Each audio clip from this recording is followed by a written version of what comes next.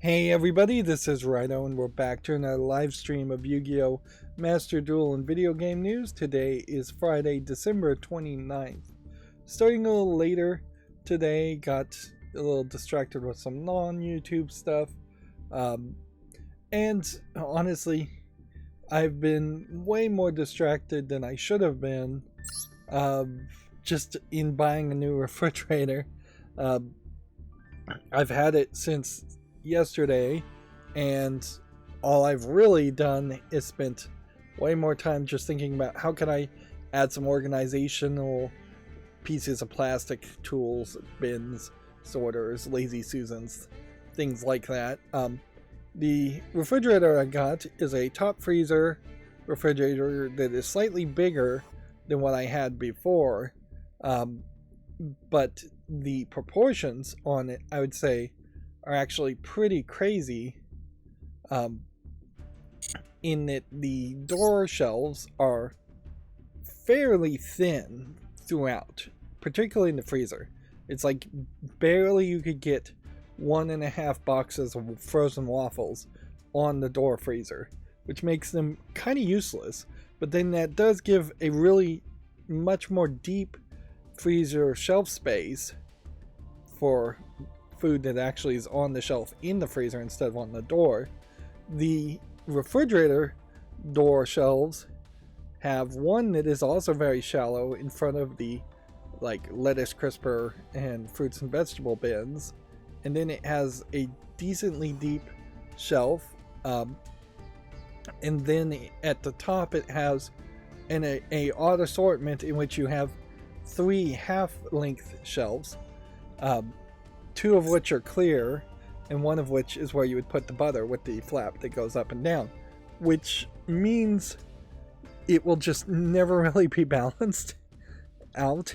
That there clearly should have been a 3rd clear half shelf included with the product, and there clearly isn't. Or I got screwed if I was supposed to come with 1 more shelf, and I don't think I can find a part number to try and order them. And frankly, to order just a generic replacement on Amazon, it's like $30 for a plastic shelf, which isn't too much, but it is kind of ridiculous for a piece of plastic. But replacement parts in general tend to be very expensive.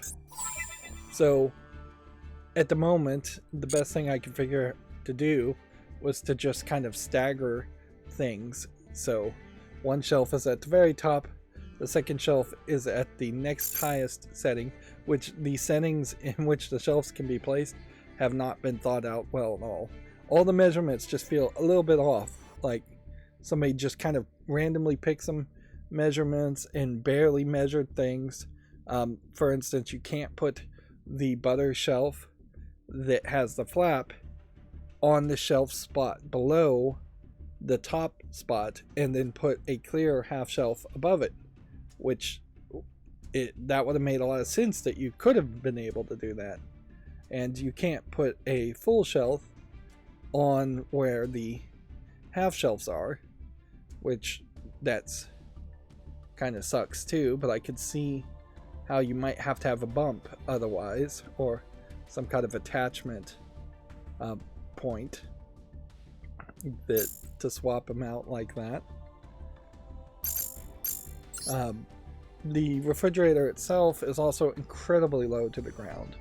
There's just no space at all being taken up at the bottom, like maybe an inch from the floor it's sitting on to the bottom of the refrigerator where the fruits and vegetables drawers are, which doesn't really work well for me, because, well, A, there's not as much airflow at the bottom. Maybe there doesn't need to be as much airflow at the bottom, but just I tend to be taller than that, so I'm never really using the bottoms of shelves, which the overall height of the shelf of the refrigerator is not any taller than my refrigerator was before. If anything, it's actually shorter, which means now I have a good 4 to 6 feet of empty space where ideally you would install a cabinet. Ideally you would install a cabinet with some kind of pull down mechanism above it to store some things. But that would be too expensive. So I've got to figure out some way to make good use of the storage space on top of the refrigerator to make it look somewhat decent. And I actually pulled up some research as far as just where do you put the fruits, where do you put the vegetables, where do you put meat, where do you put potatoes, where do you put butter in a refrigerator, which shelf is the recommended shelves, because there is an actual recommended order where certain things are closer to the point where your refrigerator would connect to a freezer, or towards the top of your refrigerator if your refrigerator doesn't have a freezer. That's going to be the coldest spot, and then the cold spots are going to spread away from the coldest spot to a slightly warmer spot. Generally speaking, it's not going to matter too much. There's a difference in temperature, perhaps 1, maybe 2 degrees from the coldest and warmest spots in a refrigerator, particularly a refrigerator that is well stocked. Now, if your refrigerator is empty, you will lose the coldness very quickly just opening the door. You'll also drastically increase the humidity, I've recognized, because I put a hygrometer, a smart hygrometer, in my freezer, and am doing a test here to see if it can just last in the freezer forever. The last time I tried this, the device eventually completely froze up. The batteries in it froze up and the whole device just froze up. It didn't break it permanently, but everything, the liquid crystal display, everything was just frozen. Which, yeah, that may be what I find eventually with my new hygrometer too. But it definitely feels like it's doing better, and it could easily at least be in a refrigerator, where this smart hygrometer has a light sensor. So the idea potentially of having something that could read both the temperature and the humidity in a refrigerator and tell you if the light is on is very interesting as a possibility, if there's people that tend to leave the doors open on refrigerators. That is another thing with the refrigerators, it's too well balanced. I guess we're gonna do this tryout duel here. Another extreme duel. What was the extreme part about this? Let's see. Both sides only have 2,024 life points in the duel. Okay. And seems like you can just make any deck you want, so we'll just copy my Zodiac Tri-Brigade deck and start playing.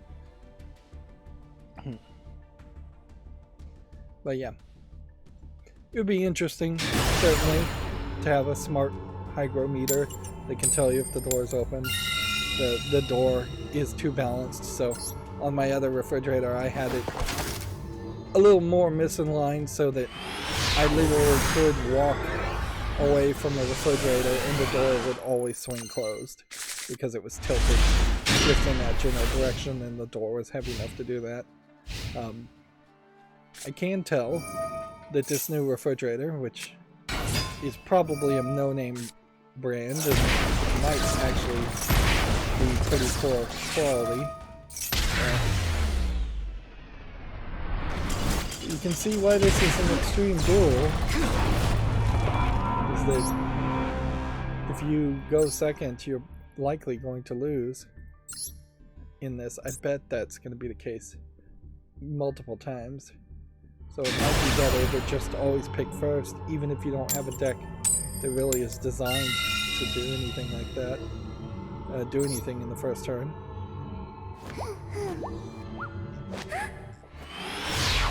This is a prime example of a gimmick duel. Way more than even the 30 seconds in total playtime or per turn gimmick. because there is literally no logical reason to limit somebody down to 2,224. I mean, 2,024 points, other than they're celebrating the new year, 2024. Now, if it was going to be more reasonable, you would probably settle it just back to 4,000 life points instead of 8,000. Or you might try something a little bit more subtle that says every time you end your turn, you're going to lose 500 life points, or you're going to lose twice as many life points as you did the first time. So first turn you lose like 1, second turn you lose 2, second turn you lose 4, second turn you lose 8, next turn 8, 16, 32, 64, 128. Even if it doubled each time, you actually would have a decent amount of time before it fully drained 8,000 life points. Let's see. It would be 2 to the power of maybe 6 or so turns where it would have to double.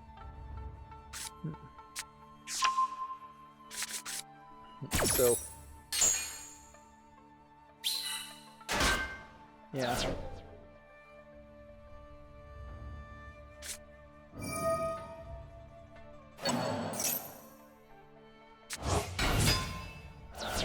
And certainly, if you were taking a doubling amount of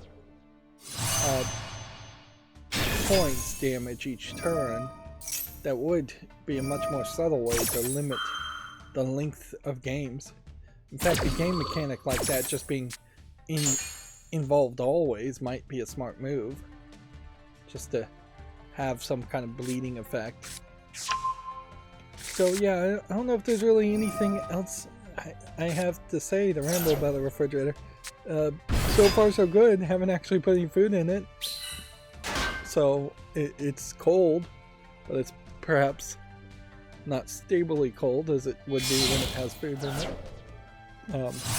Because food compared to air holds temperature and resists the changing of temperature a lot more, whereas air will just whoosh out the second you open the door.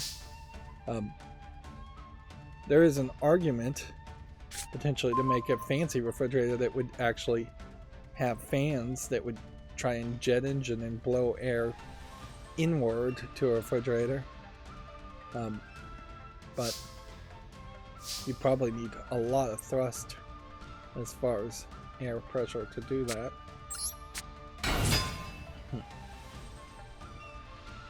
My new refrigerator does turn off its blower at the very least, if not the full compressor cycle, if you open both the freezer and the refrigerator door.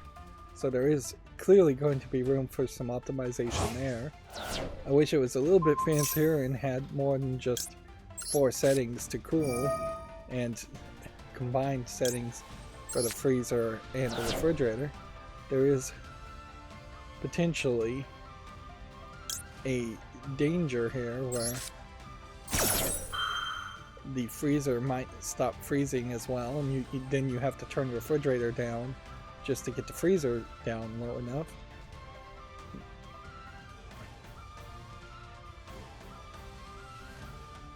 I vaguely recall that as far as frozen technology that you would have to use at the South Pole, that there was some level of oil infusion that you had to do with technology if you're going to put a sensor or put a beacon out in the South Pole where it's extremely cold. But just working at 0 degrees or thereabout 0 degrees really shouldn't be that much of a demand, particularly since you're going to have some consistency there. You're not going to have a refrigerator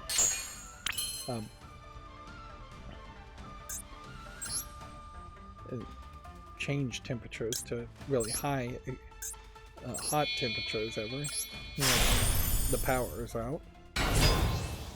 that was another thing, is that eventually I'll get a power sensing meter, a smart plug, and stick it on the refrigerator. For 2 reasons. 1, to just monitor how much power it's using, but 2, to also intentionally be able to turn off the refrigerator if the power has been out for a few seconds, 30 seconds, a minute. It can be beneficial for it to not start a compressing cycle if the power is flickering, which it often is in power outages. So just kind of waiting. Fancier refrigerators will have you press and hold the button to reset the compressor for that very reason. In that it can be somewhat dangerous to cut the power if it's in the middle of a cycle, and then once again cut the power again a few minutes later, a few seconds later. And in general, that's a problem, certainly with circuit breakers in general, is that if the power is cut, there probably should just be a timer, a warm-up timer that can be set at the full breaker level, where it says, okay, you see power's coming in, count down a minute, or count down even a random amount of time would actually be better for the grid, anywhere between like 30 seconds and a minute.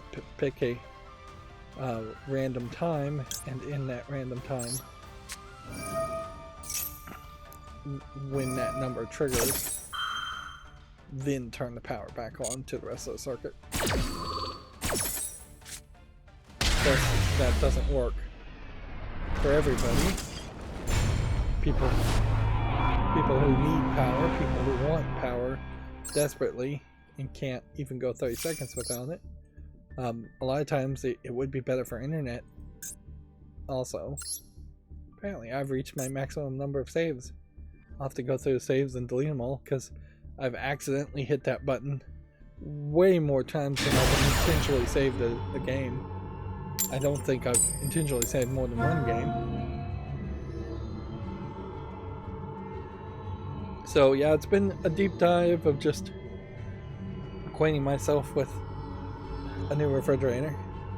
I did, because the refrigerator was so low, I did briefly consider getting a laundry riser that you would, they're fairly expensive pieces of metal with drawers in them that you would put under a washing machine or a dryer. There are ones that hold 700 pounds, so theoretically I imagine you could put a refrigerator on top of them and fill it with food and have no real problem. You couldn't roll your refrigerator in case of an emergency to clean it if it's on a riser, and you probably would need about 5 men to deadlift a refrigerator, 4 men on each corner and a 5th man pushing the riser under it as they deadlift it up to get it up there. And or you could build a ramp and roll it up the ramp and then have wheels on the riser, or slide the riser and the refrigerator, which would also be fairly dangerous. So considering all those potentially dangerous options of how it could go wrong, and how it really just, they don't make risers for refrigerators, other than I think I saw one special riser for one refrigerator on Amazon, that probably couldn't be used with any other brand of refrigerator. You could put little feet on the refrigerator, certainly. There's some anti-vibration feet designed for, again, washing machines that stack on top of each other, and you could certainly build something, pieces of wood and things to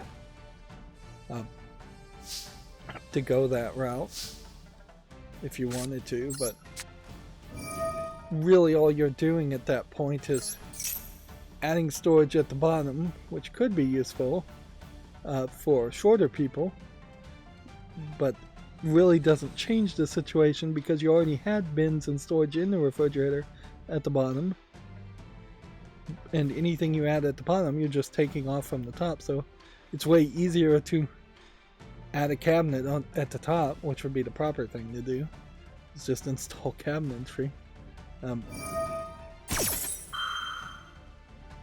question if this is ever going to work.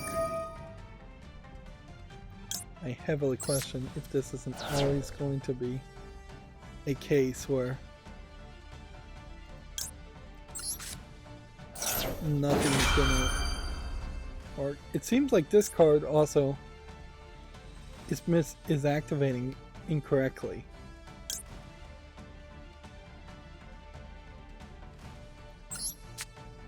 It really feels like it is activating incorrectly because it's forcing me to use 2 cards, and I don't want to. As far as my smart on air sign, I've really not worked on it much. I do recognize that there's something going on. Something about some of the code seems to fail at some point. The program seems to go idle and not recover from going idle, and I'm not sure what the deal is there. But since I rewrote the code for some of the encryption handshaking, I need to work on that some more. And until I can start making some progress there and getting some more feedback on encryption handshaking, I'm either going to have to do one of 2 things, which is either revert the code to using the other library that it was working with, and include yet another library that I'm trying to move away from, or I'm going to just have to figure out the embedded library code. I'm really very close to the point where in the code, well, if I was ever to move to the ESP IDF version 5, I just wouldn't need any external libraries at all. It would just work with the pre-built installed libraries, which means there's then no reliance on the external library, and hopefully a little bit less of a chance of running into bugs by relying on external libraries.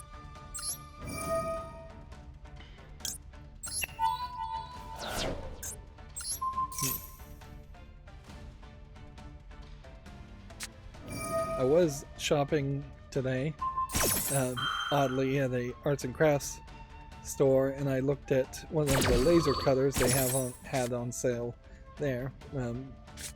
A fairly expensive $1,000 laser cutter that could do about 12 by 12 inches in acrylic, and they were selling individualized, already pre-wrapped in paper for laser cutting acrylic for $12 a piece, which at that price, that's rather expensive. Like that's not any savings at all between spending $15 to $20 to buy a entirely pre-made on-air sign instead of spending potentially $12, unless I can, in a 12 by 12 inch laser cut, produce 2 smart on-air signs, 3rd generation smart on-air signs using acrylic, which I question if I could with 12 inches by 12 inches. It would be probably too small at that point to be reasonable.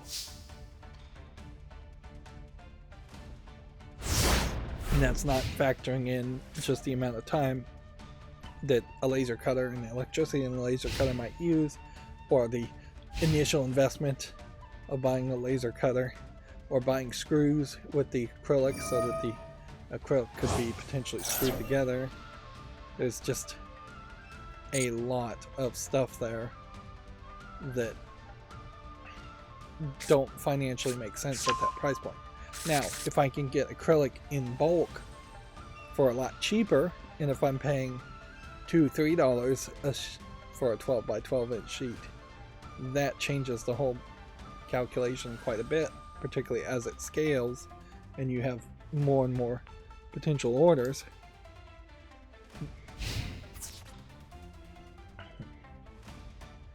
And at a certain point, there's just not really a large desire on my part to be in the business of selling plastic boxes or acrylic boxes. I want to be a little bit more prestigious than that. I may not get what I want, but I want to be in the business of selling the computer chip and the programming, and not the plastic enclosure you see around it.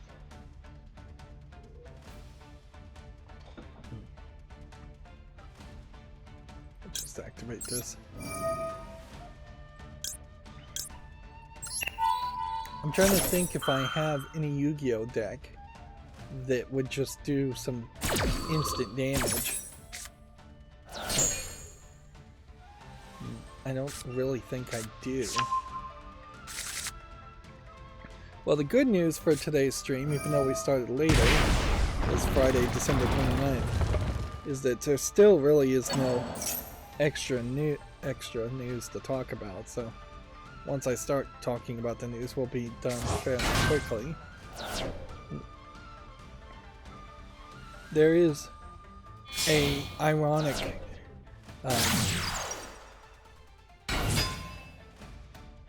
twist of fate that as soon as I kind of came close to blowing the budget buying a new refrigerator, which I've needed a new refrigerator. My old one was like 14 years old.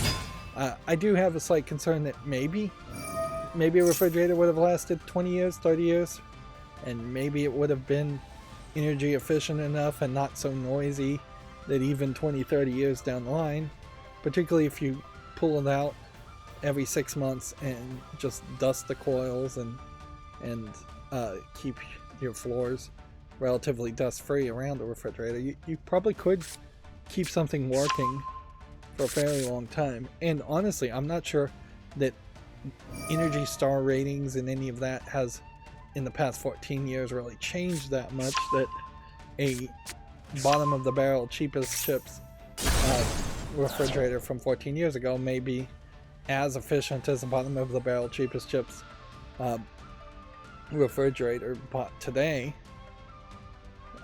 But also I didn't want it to just break, just all of a sudden one day it's totally broken and then there's an emergency situation where a new refrigerator has to be bought.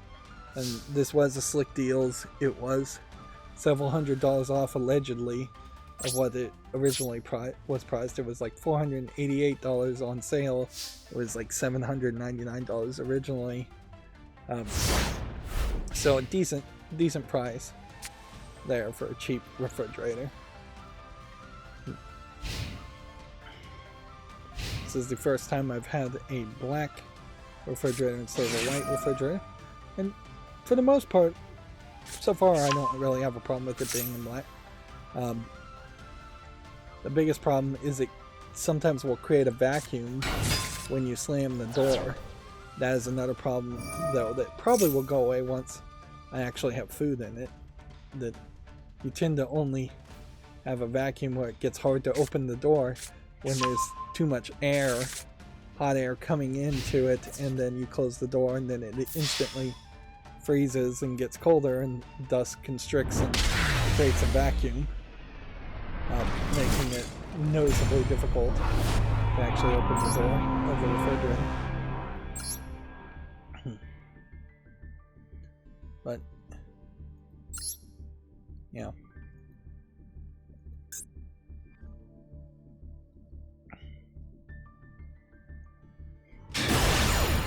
Honestly, when I say it all out loud, it sounds like I really have been doing nothing for the past couple days, and mostly that's true.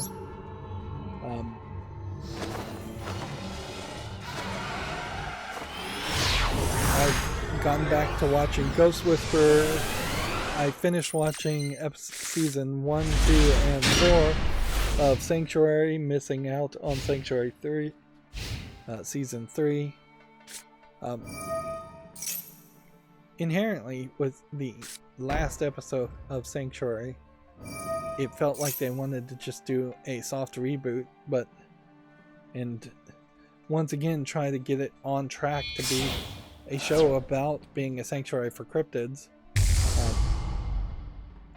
But they definitely went off the rails in the 4th season in particular, which at that point it was definitely not really a show about that at all. One thing I would say season 4 highlights is that there's too many episodes where they are trapped on a boat or trapped in a cave, and there's just 2 actors interacting instead of the 3 or 4 that are supposed to be all a team.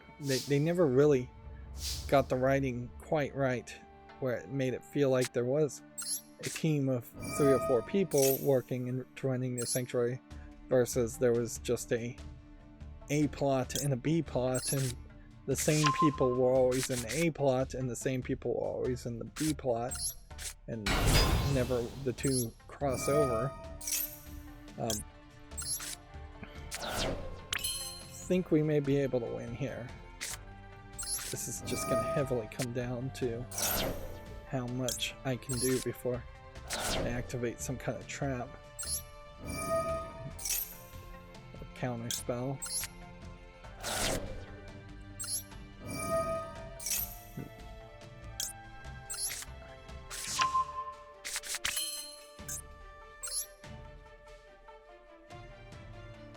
Yep.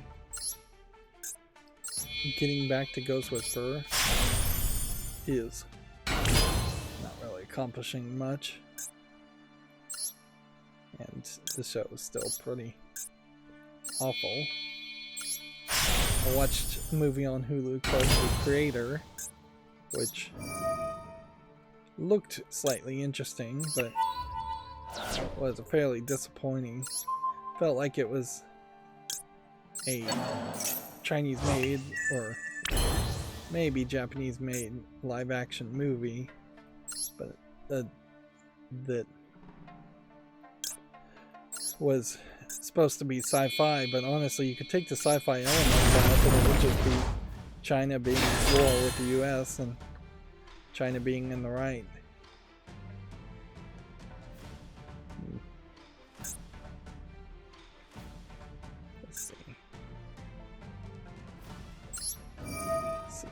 This wants to let me go.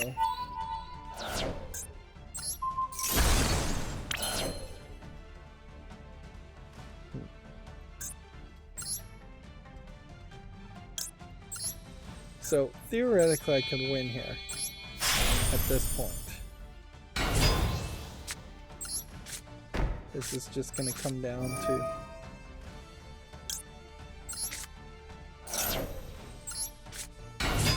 seeing if I can do even more.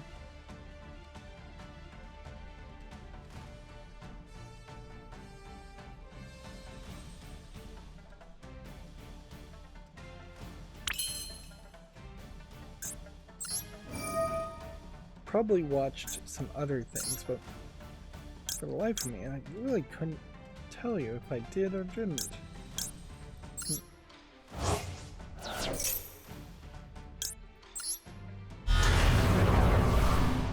Feels like I should have watched some other things, but I may really have not. While I was sitting around waiting for the delivery of a refrigerator, I worked on my Google Chromecast, which I bought either in November with the Black Friday sale or in the Prime Day sale even before that. So guess the question is there something else I could do here? Oh. So this is going to come down to, can we win because he doesn't realize something, or can he do some kind of trick?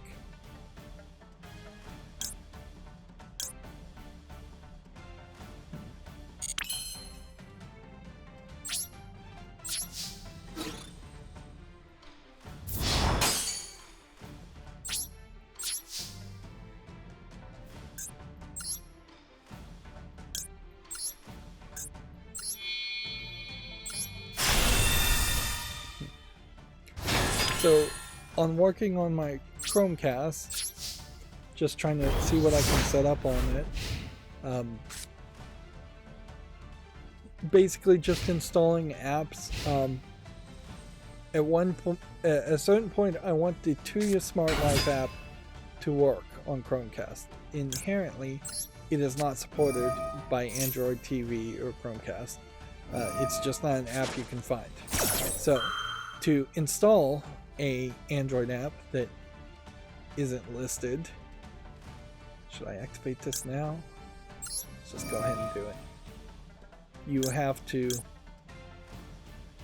use a program like Send to Chromecast, which lets you send and receive files, which creates a danger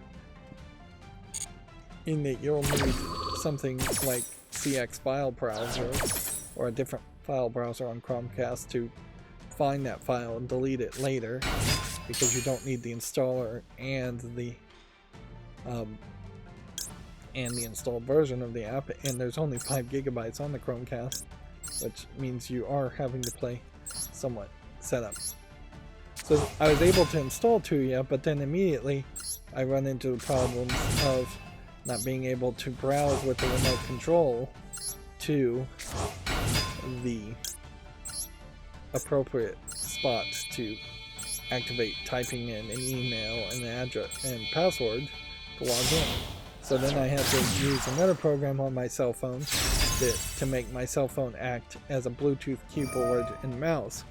And then you connect my cell phone to acting as a Bluetooth keyboard and mouse to the Chromecast. And at that point, Android TV and Android in general will pop up a mouse cursor, and you can then use the mouse cursor to move around, and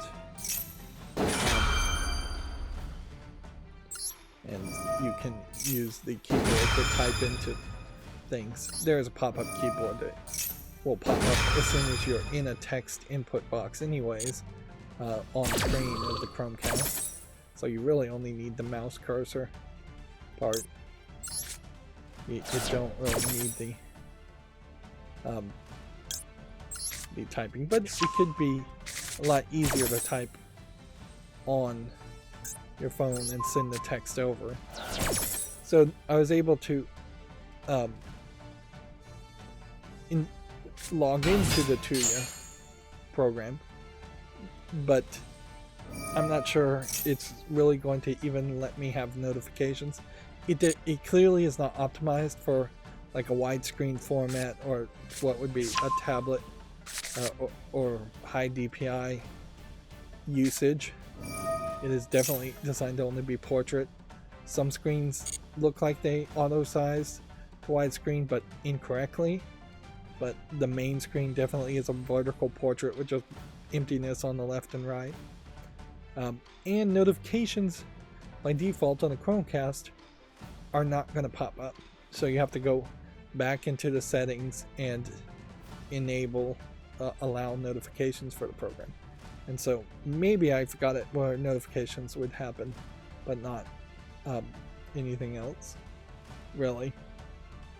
Clearly Tuya needs to fix their app, but they probably wouldn't for Chromecast. It'd be very nice because there are a few cheap Chinese smart video doorbell phone apps and camera apps that work through the Tuya app. And so if those were designed specifically for Chromecast, that would be very nice for when somebody rings your doorbell the camera to come on automatically and show you who's at the front door, or if you're getting other notifications, important notifications or unimportant notifications, them showing up on your TV. It'd be very nice. And there's really no other way with the Tuya smart home system for that to work. Now, theoretically, if Matter worked, if the programming around Matter was good, every stream box, every Roku, every Amazon Fire TV stick, every Chromecast, every Apple TV, all of those things would be products that would interconnect with Matter and then work with smart devices. That is the future we hope for.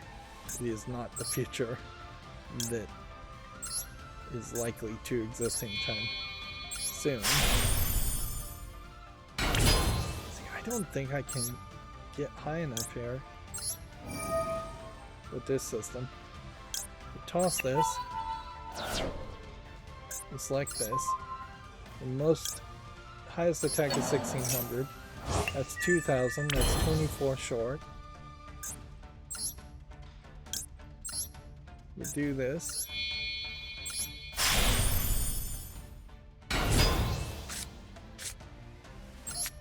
Best case scenario would be to see if we can toss some more in the graveyard.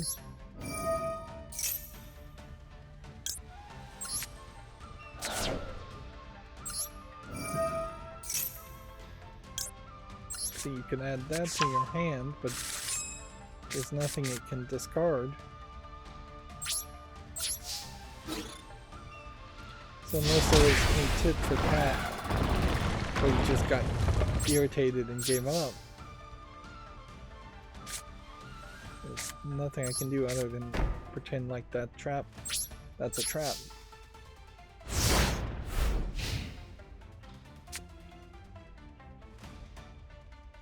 Interestingly, the Chromecast does have WireGuard as an app,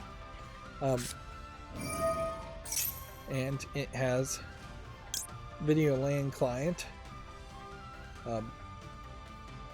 as a media playback device, and Kodi as a media playback device. What I want in any, as far as WireGuard, you could use that send to my Chromecast app to send a VPN WireGuard setup if you have WireGuard as a VPN setup, and then your Chromecast would go.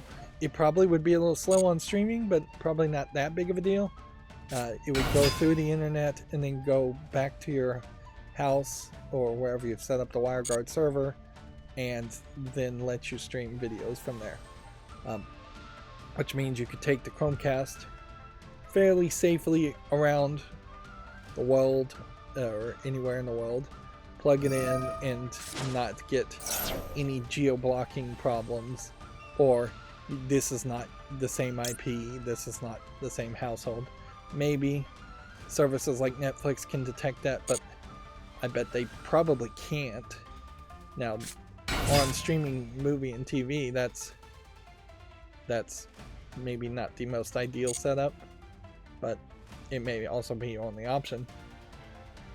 It also, with WireGuard and VPN in general on a Chromecast, allows you to connect to internal servers that you may not inherently want exposed to the internet. In my case, I have set up a universal plug-and-play server that also has a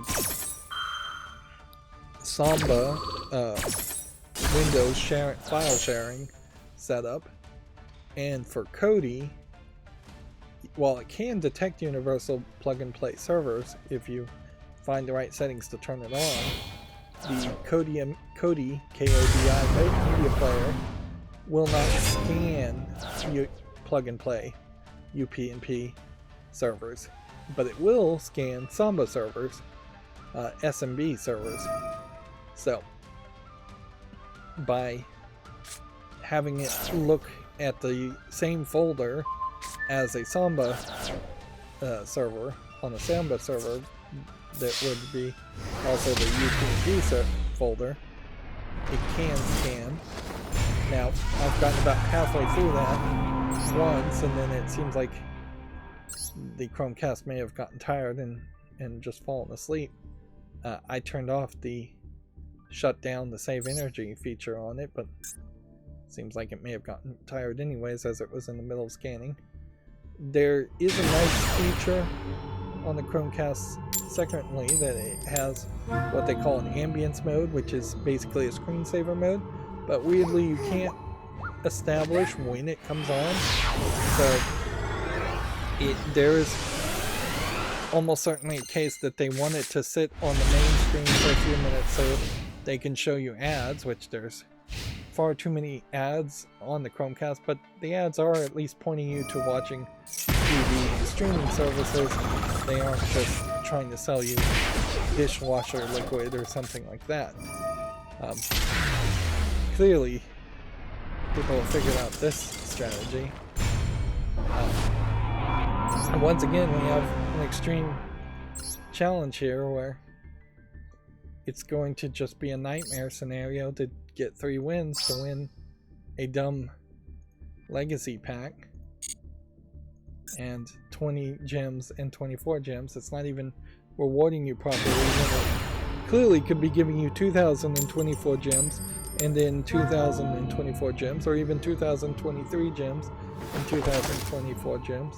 It's also going to create an annoying situation where you're going to have a off by 1 number of gems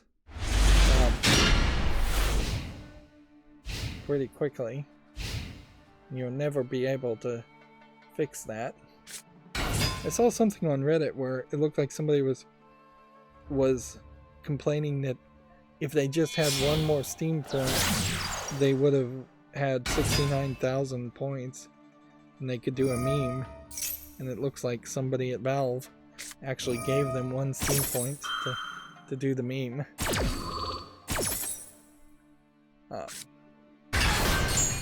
Wow, I've just totally forgotten about what I was talking about before. That must really highlight how unimportant it was that I was rambling about.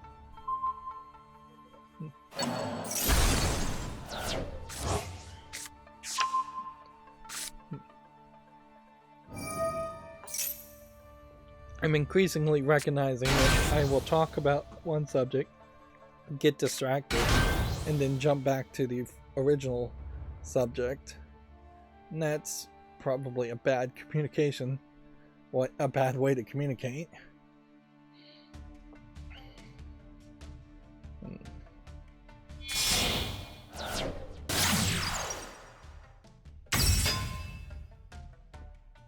Yeah, I think I'm close to being done as far as today playing Yu-Gi-Oh! Though.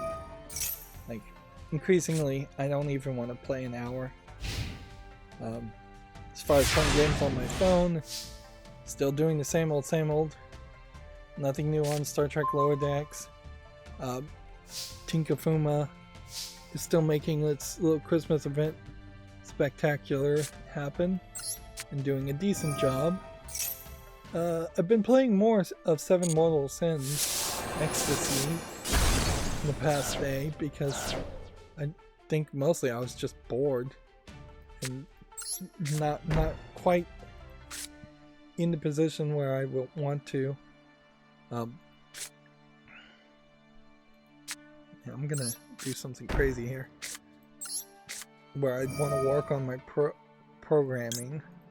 So since I didn't want to work on the smart on-air sign programming, I was instead playing 7 Mortal Sins Ecstasy, trying to just make more progress. Like they added a whole new feature to that game and didn't really even announce it.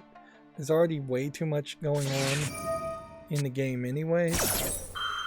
And so you're just trying to catch up and do all the daily request is crazy. Yeah. And then, of course, I'm still playing my 2 save files on Memento Mori, although not really making a lot of progress on either one of them.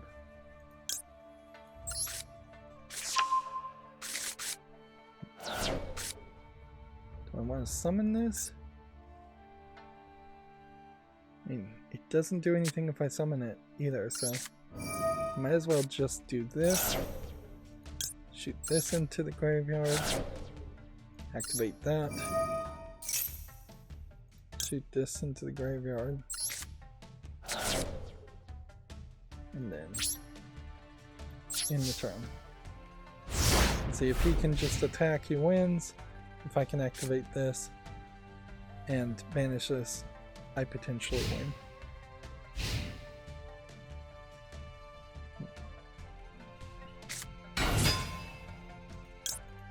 Let's see if this goes.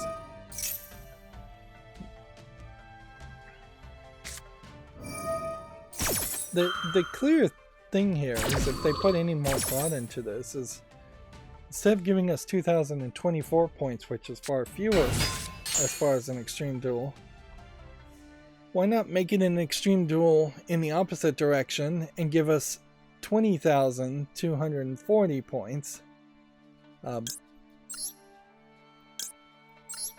Then we would have about 2.5 times as many points as you normally would have in a duel. It would give people a lot more opportunity to play. Or give us 2,024 seconds to play instead of 300 seconds.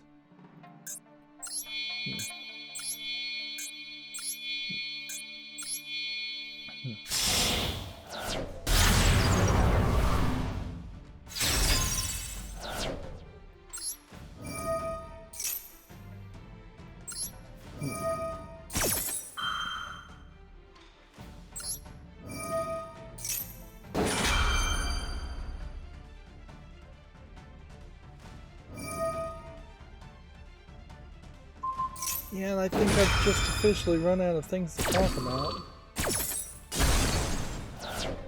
And that's no good. I always have that concern, particularly when I'm making pre-recorded footage, is that am I just gonna go quiet? Am I gonna have nothing to speak on or talk about at all?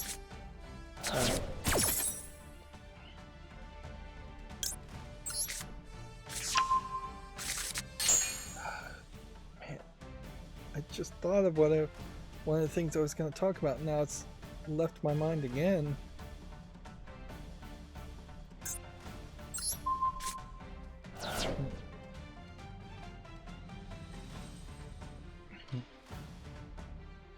Man, I am definitely not doing good today.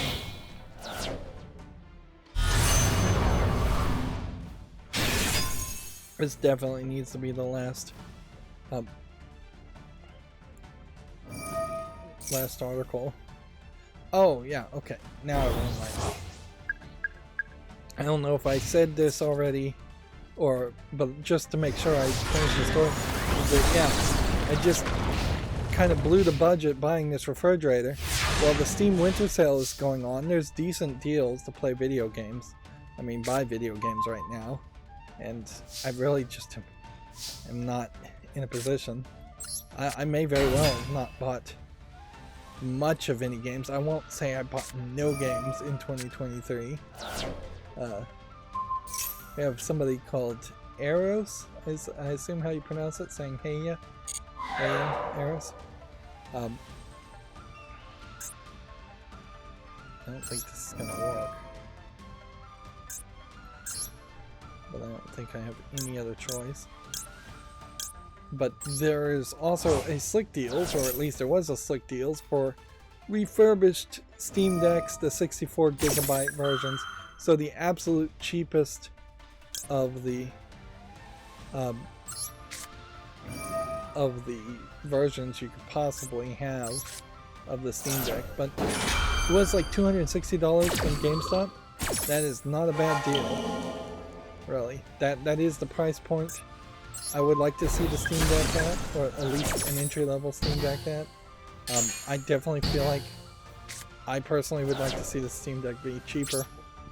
Valve originally, in their releasing of the Steam Deck, felt like their hardware was a little overpriced, and clearly the first generation of fans, people who wanted to buy it, did not agree with that and surprised them.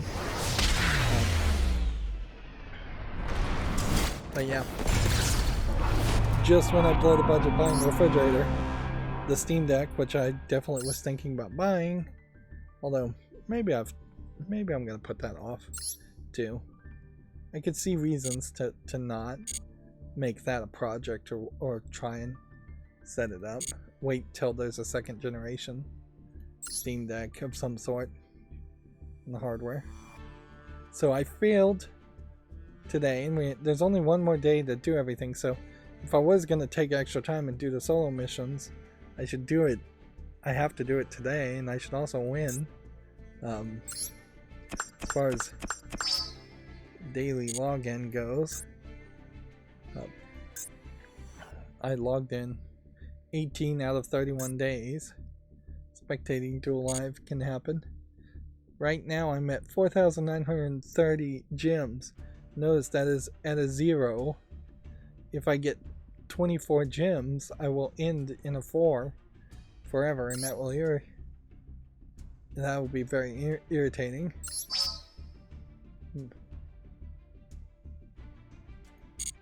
Arrow says, "You doing the event?" I was, but I'm not going to anymore. And that they made an insane list for grinding it, which, yeah. For the rewards in particular, for this extreme event, I just don't see a major reason to even spend extra energy on it. 20 gems, 24 gems, and a pack worth 1,000 gems. Or 100 gems. I think it's 100 gems. You could just go look. So you're talking less than 150 gems worth of reward for the frustration of basically having to build a new deck. Meanwhile, playing ranked, one more day in the rank, I'm not going to get any further to any higher in platinum. Yeah. Yu-Gi-Oh! Is still demanding quite a bit and rewarding very little, and it is definitely my hope that in the future we will see it. See, I can keep grinding it, Error says, to max out my dual pass. I don't care nor need to grind to max out my dual pass. The dual pass is one of the few things that always gets filled without any real problem. There's 40 more days or 39 more days left on the dual pass. Now perhaps if it was like other dual passes where there was a certain point after level 100 that you would stop getting certain specialty rewards, but you could continue to grind, and grinding would give you more gems, or maybe even just random amounts of crafting points that are lesser. There might be an argument there, but in Yu-Gi-Oh! Once you get to 100, you're just at 100. There are no extra rewards. I definitely have seen other games where that's not the case. But yeah, there's just no need to grind. Second Dinner says a Marvel Snap Volume 2 is out, which I feel like Second Dinner has at least done a plausible job in trying to support and continue to promote Marvel Snap. If Second Dinner was a bigger company, almost certainly you would have seen them jumping over to a second game. That we know they're working on a second game, but they're not really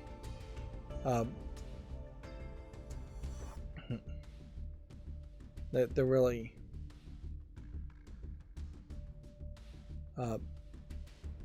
not trying to promote the second game. They're still trying to promote themselves a little bit, and Marvel Snap quite a bit. I wouldn't be surprised if Second Dinner fairly quickly gets acquired by Microsoft, considering how Second Dinner is made up of Ben Brode, the guy who ran Hearthstone for Activision. And now that Microsoft owns Activision, we may see Microsoft trying to hire and return talent, although it is questionable in my mind now that it's been about 2 years since Second Dinner released Marvel Snap. It feels like it's been 2 years. It may have only been one. And Marvel Snap really did not play anything like Hearthstone or feel in any way fun like Hearthstone felt. So it may be very much a case that Ben Brode got more credit than he really deserved around Hearthstone. Or maybe he was just one-time lucky in making Hearthstone with the funds of Activision to make a game like Hearthstone. And when left to his own devices and run his own company, he doesn't have enough funding or he doesn't have enough ideas. There does seem to be a pattern between Hearthstone and Marvel Snap of trying to revolutionize card games, but they went too far with Marvel Snap. Eros, because it's a chat delay, said on here, also you can finish solo mode really quickly by doing Duel Restart Mission 1. Let's see which one. That would be Duel Restart Mission 1. Let's see how fast is this really. 1 Mississippi. Guess I'll count and try and run here. And now I've got a counter going. We'll see how fast we can really play.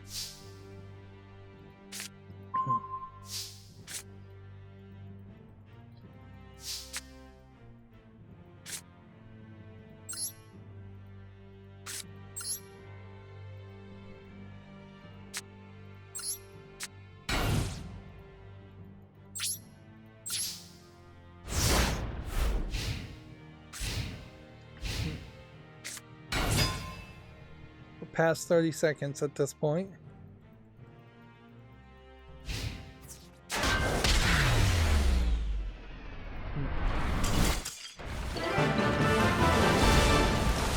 Okay, I'd give it about 40 seconds, 45 seconds to do that. So, I think Eros is probably rather right that that is the fastest way to get the solo done, although in accuracy, I would say very few people are likely to have done all the solo modes, so why spend the extra time doing Restart Mission 1 over and over again when you can play new missions that you probably want to play just to get a few more rewards. Even if you really hate solo mode, there's enough rewards in it to justify playing the new content. But I can see certainly if you just absolutely don't want to spend any time on the solo mode, it would make sense to do Restart Mission 1. So good tip by Eros. THQ Nordic is also doing kind of an applaudable job of promoting Alone in the Dark, although in fairness, I would say that the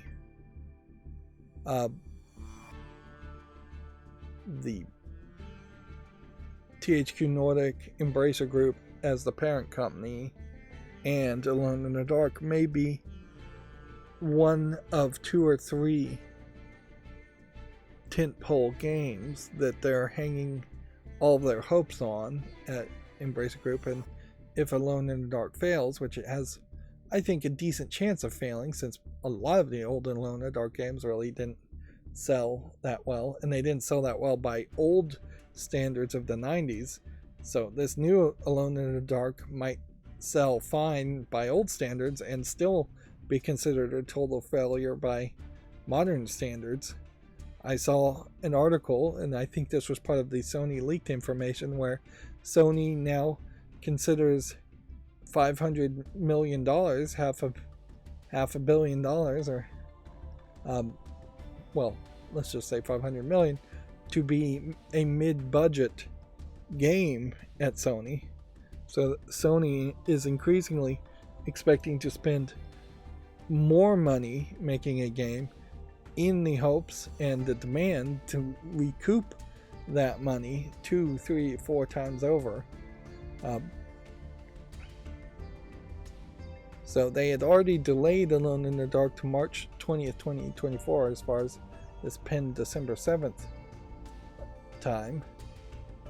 But then THQ Nordic retweeted this quote from IGN, and then they have a whole article around it. So they definitely are trying to promote things. Seems like they're trying to focus on really highlighting who the characters in Alone in the Dark are and who you're going to be playing as. Which it seems like you'll be playing as 2 different characters. The problem still is fairly high as far as what the trailers have shown, in that there is not a full confirmation as far as what the game actually is. It looks to me like it could be a horror game where you're really not shooting guns much, which would be closer to what the Alone in the Dark point and click adventure games were, the original Alone in the Darks. But it may also fairly quickly turn into a shooter game where you're shooting guns quite a bit and shooting monsters quite a bit. And yeah, I don't think Alone in the Dark should just become a Resident Evil competitor, but there is definitely room to make competitors to Resident Evil. At least 2 or 3 of them should be coming out every now and then to compete with every Resident Evil game.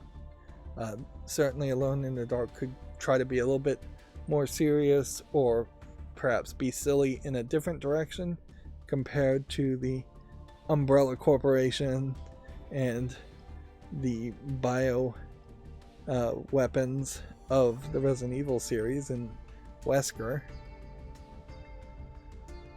But noticeably, that Happy Holidays video kind of gets away from this girl that we had seen before, and her potentially being a major player.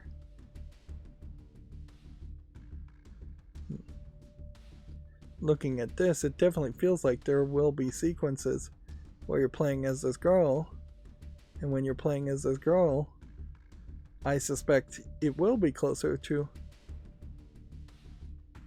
a point and click adventure.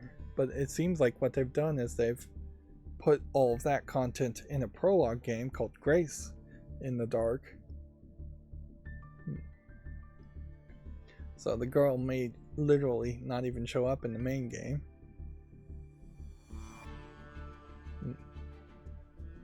It really feels like the trailers have evolved quite a bit compared to the earliest of trailers, and the game has probably shifted somewhat.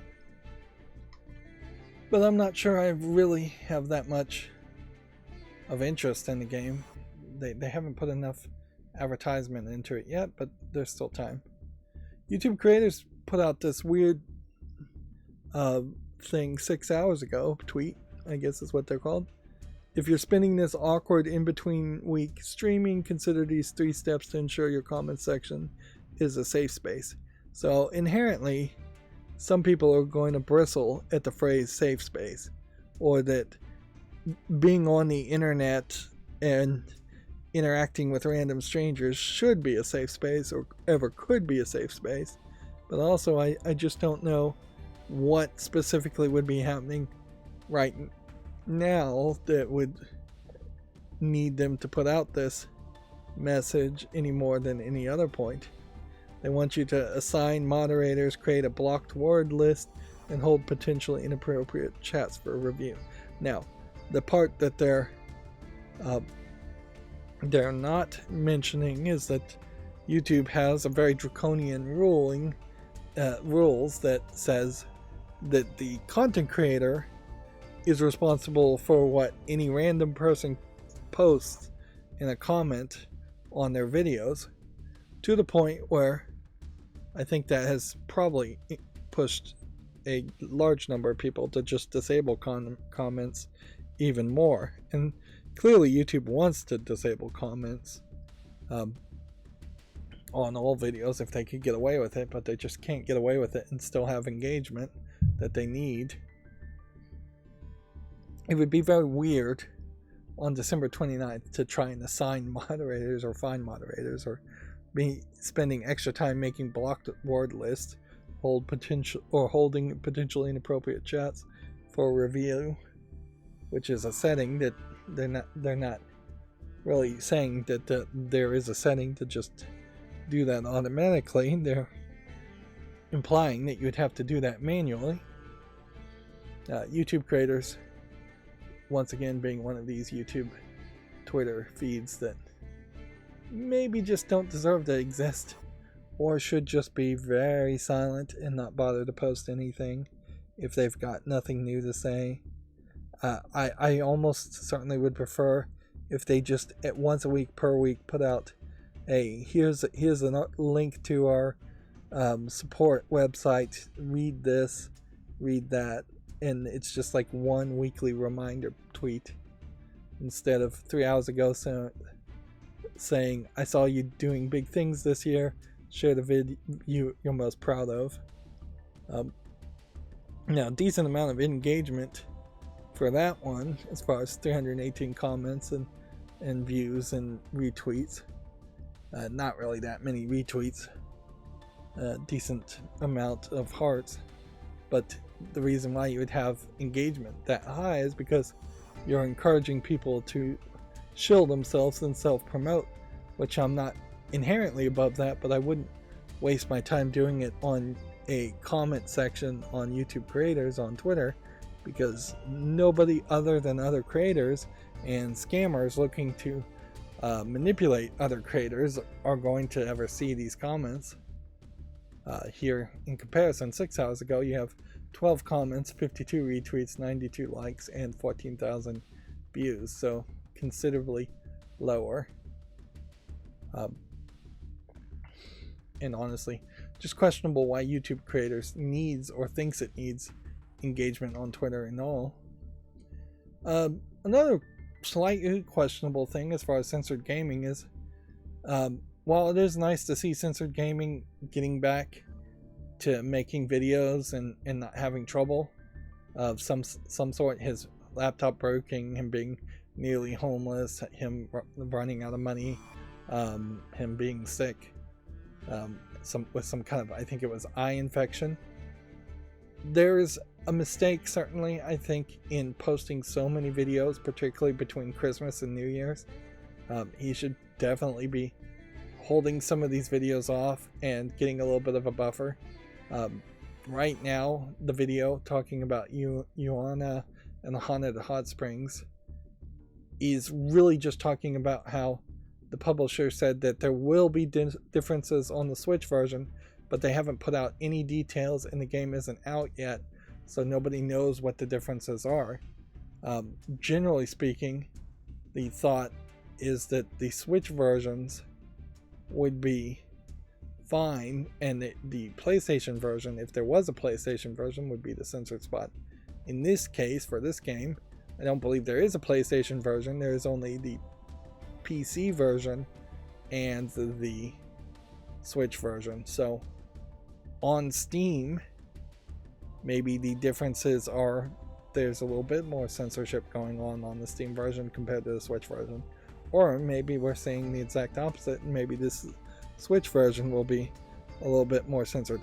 Or possibly there's no censorship per se happening at all, and the Switch version just has a different control scheme or a slightly different mini game that has nothing to do with censorship. They just changed it because it controls better on the Switch. Anyways, my point being there is that this is kind of a premature story that he doesn't need, when he also has from the 28th how Baldur's Gate 3 is censored in Japan. I assume because there's a permanent fig leaf, because you can't have unblurred, uncensored lower genitalia in Japan, which that's still the law, despite it almost certainly needing to be revised. Which, yeah, that's a fine article to just leave it for a week and then come back January 5th or so with your next article and build in some buffer. But it's not even at that. He also has a video talking about how communism, and in this case, it seemed like the actual word communism was censored in the Chinese version of Disco Elysium, in which they just use a made-up name in the Chinese translation. So it's a little bit of yellow journalism where they made something up, a Chinese word up that ends in the symbols that would be ism, but it's not communism.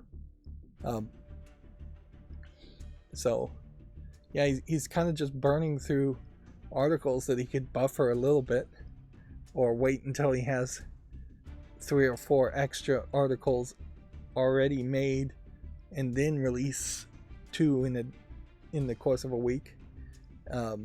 It was only December 26th that he put out how Final Fantasy VII's remake Dance was toned down due to age restrictions, and I haven't even gotten around to watching most of these, and I really do want to watch all of his content, because he does go into some small detail, although most of his videos recently have been like 2 to 5 minutes long. I think that probably works very well for him, particularly if he is just talking about one thing.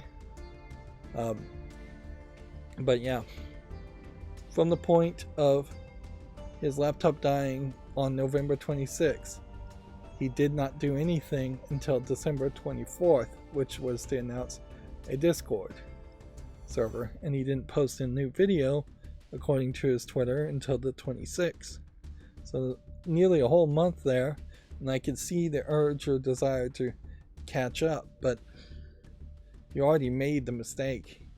Don't create the mistake a second time by rushing to put out content that could be worse and compound the mistake effectively, or potentially creating a scenario where you don't have any stories to go. Because in fairness, while there is censorship happening almost always, a lot of it's hard to have anything to really say about it or to even confirm. So if the entire month of January there's just no big censorship issue to talk about, he won't have any footage to talk about. He'll have to potentially look at older games and do retroactives, which he certainly could do if he wanted to. He could look at older games and say, how is this older game censored? And he could say, in the month of January 10 years ago, what games came out that might have been censored, and do retrospectives that way. Moving on, video games. GameDeveloper.com has an article here that says a Slay the Spire downfall mod has been used to spread malware, according to the developers. A now fixed security breach on Slay the Spire's downfall mod hijacked so hackers could steal players' passwords. Interesting.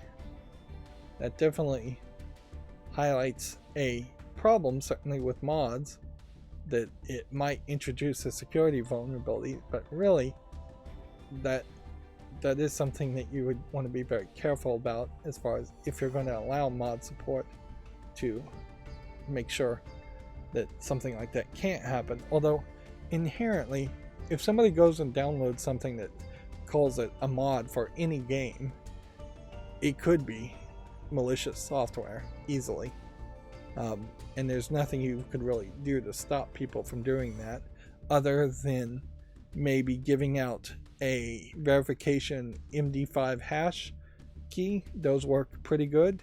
You'll often see that on download sites where you download a file, and then below the downlink is a MD5 key, or maybe even an SHA key, and you're supposed to do something with that. Although I doubt very many people actually do anything to verify the hash of the file they just downloaded, to make sure it hasn't been tampered with in the middle of it being downloaded in some kind of man in the middle attack.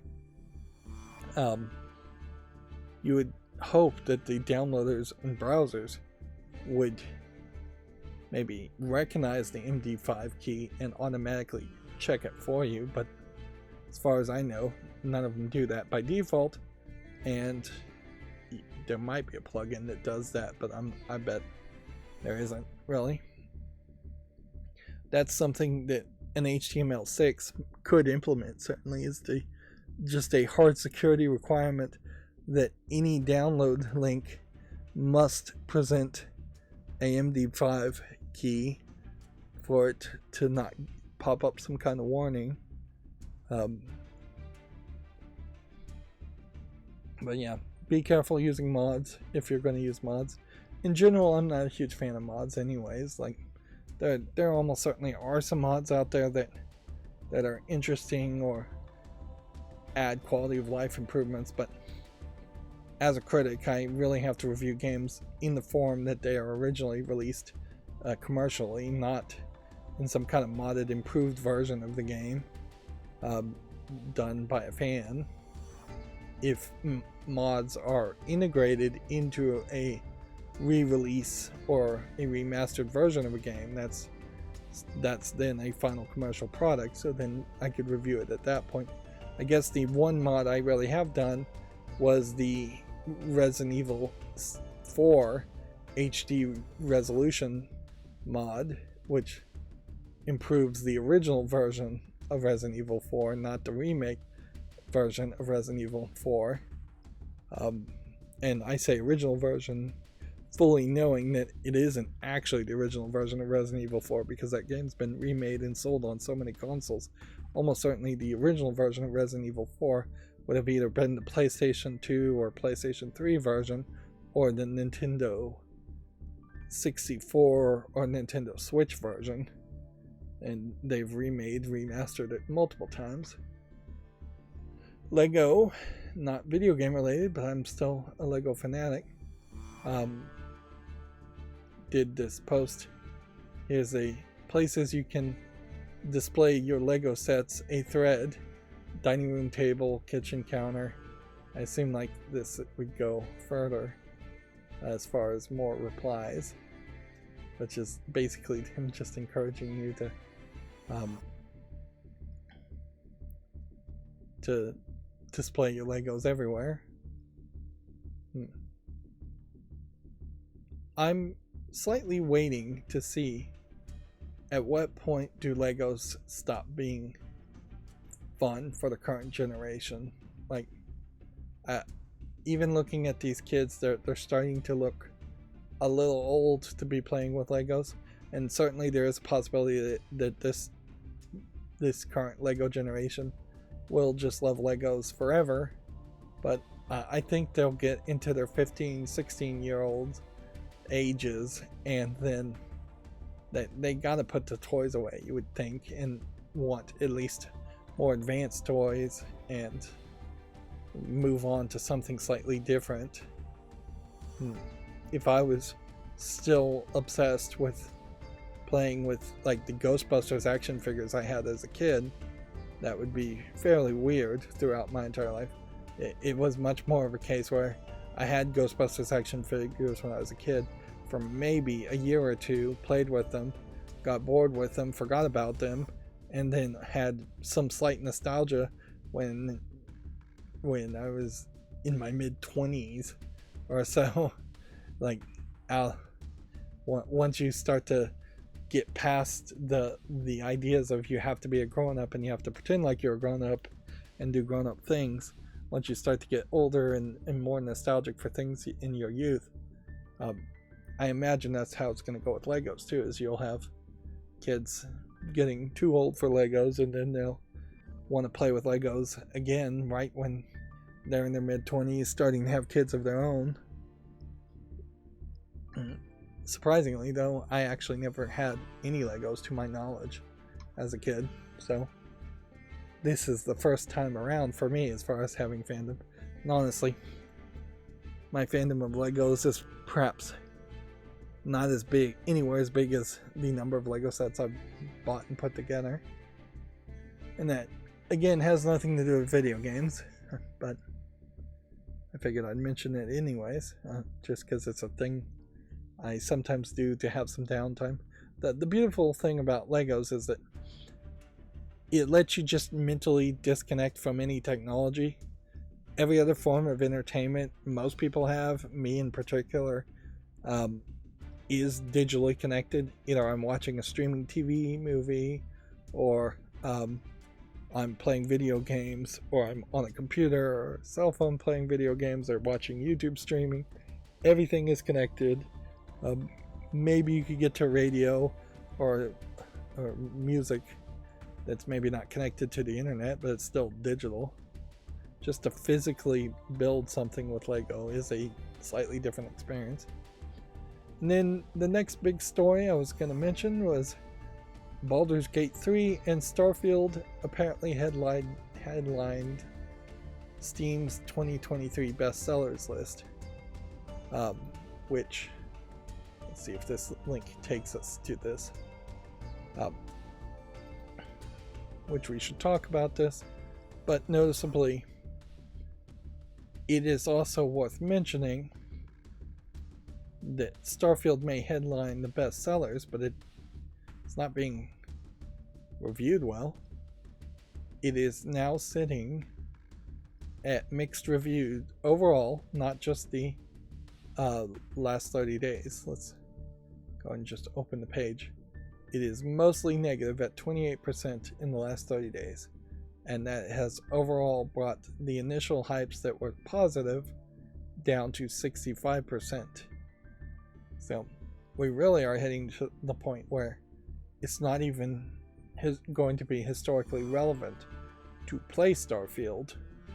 Like, people are going to forget about Starfield at this rate, and will think the next Bethesda game was Elder Scrolls in between this game and Fallout 76, which would have been the game before this that was released. For the most part, this isn't coming out very much as a list form. It is instead saying that the reviews here are putting them in different categories: platinum, gold, silver, bronze. As far as bestsellers go. But I also don't think that inherently means that platinum 1st through 12th is the first 12 top selling games. And inherently I have the adult games filtered, so it's very possible that there's a game that made high gross revenue. See, they're just showing gold here, silver here, bronze here, and that's that. I'm not even seeing any platinums listed at all under top sellers, and you're not able to really compare things here anyways. So did Fallout 76 make more gross revenue than Persona 5 Royale? Did Wallpaper Engine make a lot more gross revenue than Fallout 76? I think the problem here is I've got an ad blocker. Just turn off uBlock Origin here and see if that helps. Yep, there's the platinums now showing up. So the top ones are, as far as gross revenue, things that made money. or at least sold for a high price, or had DLC for a high price.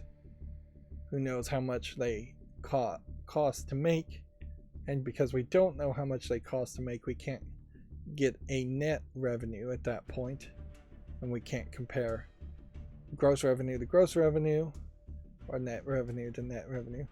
Arguably, Counter-Strike 2 has been in development for decades plus as CSGO, and so they may be adding gross revenue into this game from Counter-Strike 2. They almost certainly are, and they may be really discounting how much development work and time and energy and resources they put into making CSGO and Counter-Strike 2.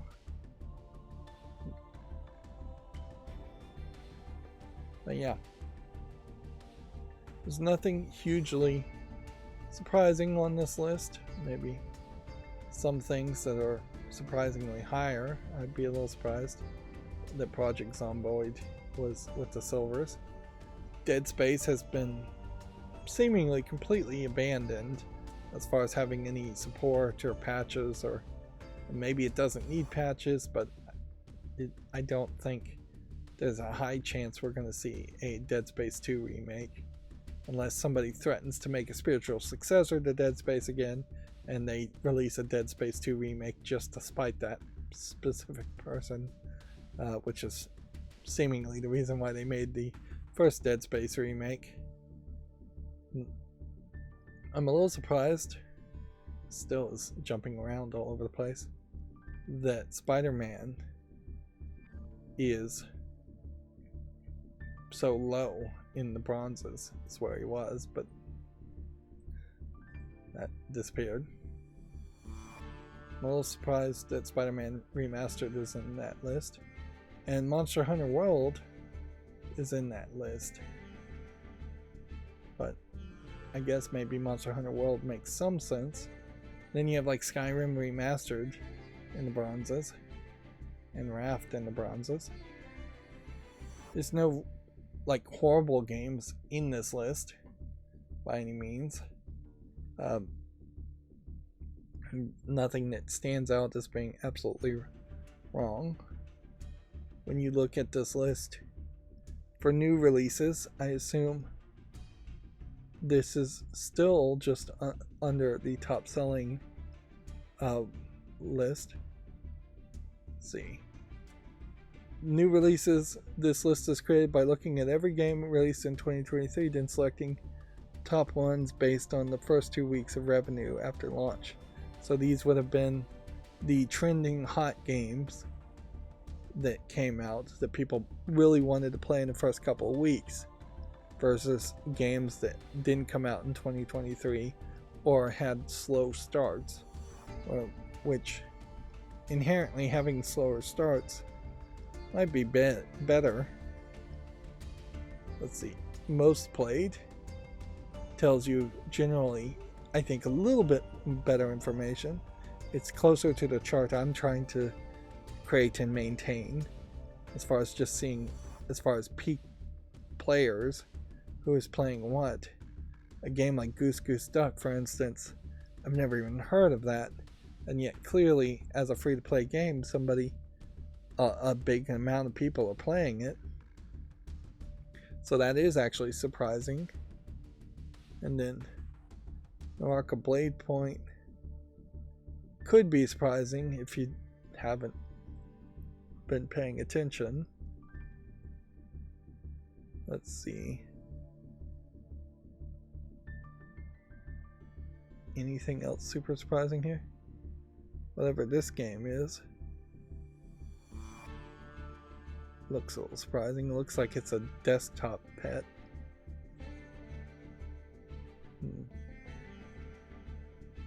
Noticeably, though, the categories are fairly low, where on my chart I was kind of considering games that only had a peak of 100,000 as being really relevant, whereas they're lowering the bar fairly low, and I should probably use this information to adjust the limits on my chart too.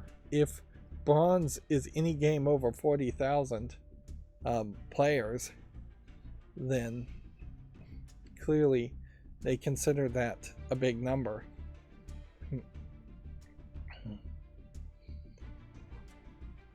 Yeah. Of course, it is also really, really easy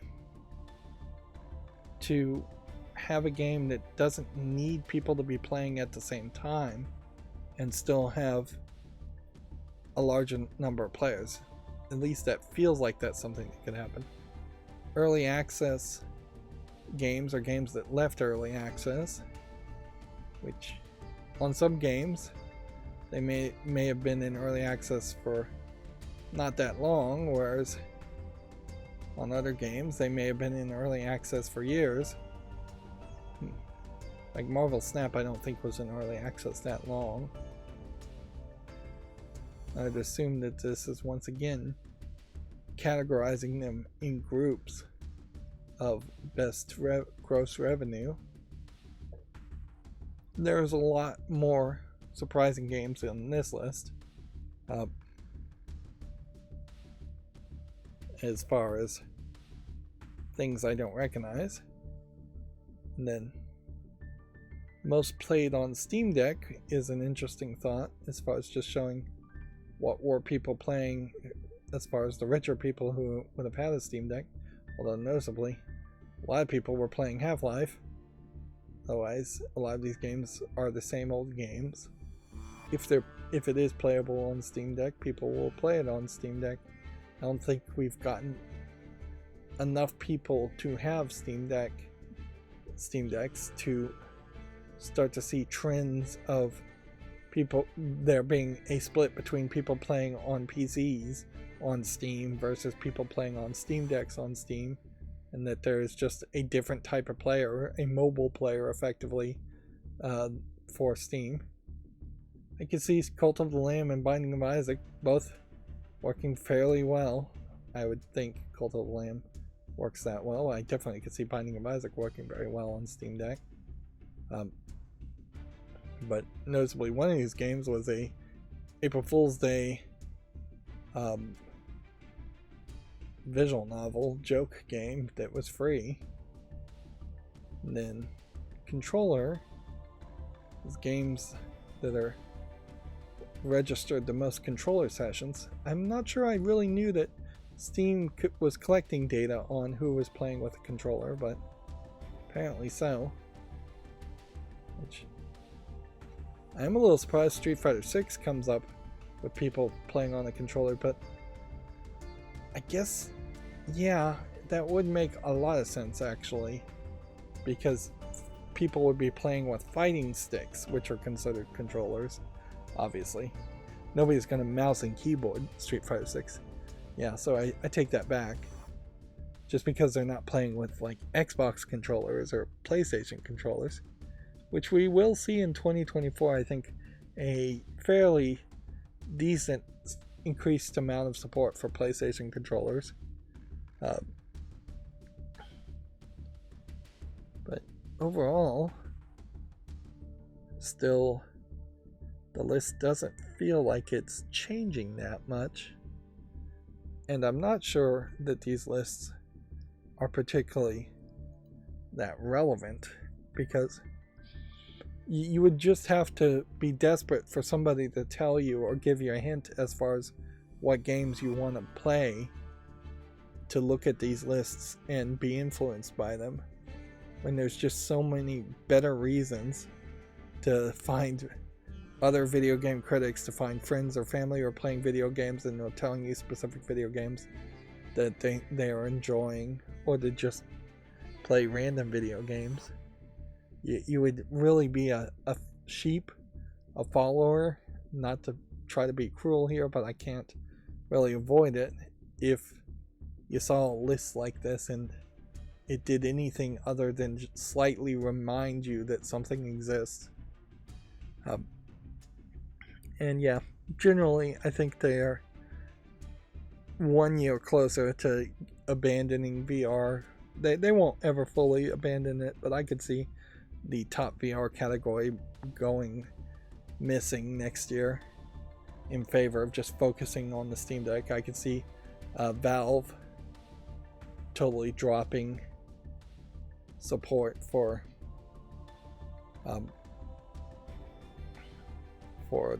the VR headset that they make in favor of, well, dropping development of any new VR games or VR hardware in favor of just making a Steam Deck. And almost certainly we probably will see some Half-Life universe game designed to play on the Steam Deck and have kind of a unique experience on the Steam Deck that is going to be difficult, if not impossible, to recreate without a Steam Deck. In the same way that Half-Life Alyx came out as a way of promoting their VR headsets.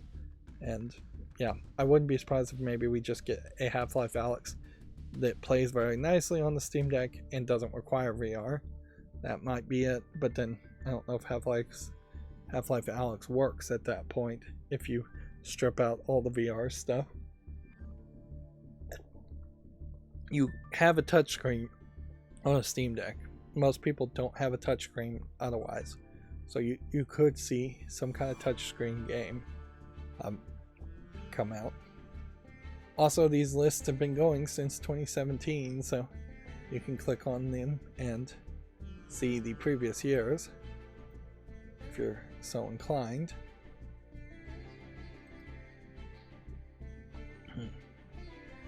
I overall did curate the last stream, so games that came out between the 25th, I believe, and was left with a small number of games that I would potentially want to show off.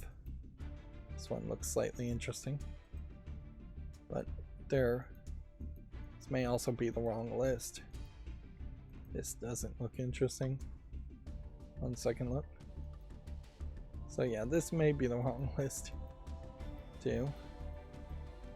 And I think this is not visually polished enough, so I'm going to take that off. This looks like this might be an interesting point-and-click adventure game, but it also feels like it might suffer from some dark screenshot syndrome. So I'll have to be careful about that. I didn't manage to get any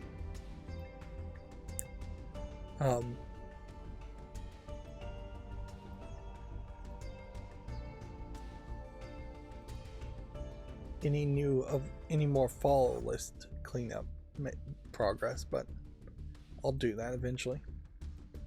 So I've often bemoaned the fact that there doesn't ever feel like there are any religious games that are done in earnest. There are joke games, a few where you play as Jesus from Christianity. I've not really seen anything touch upon Judaism and Noah or anything like that.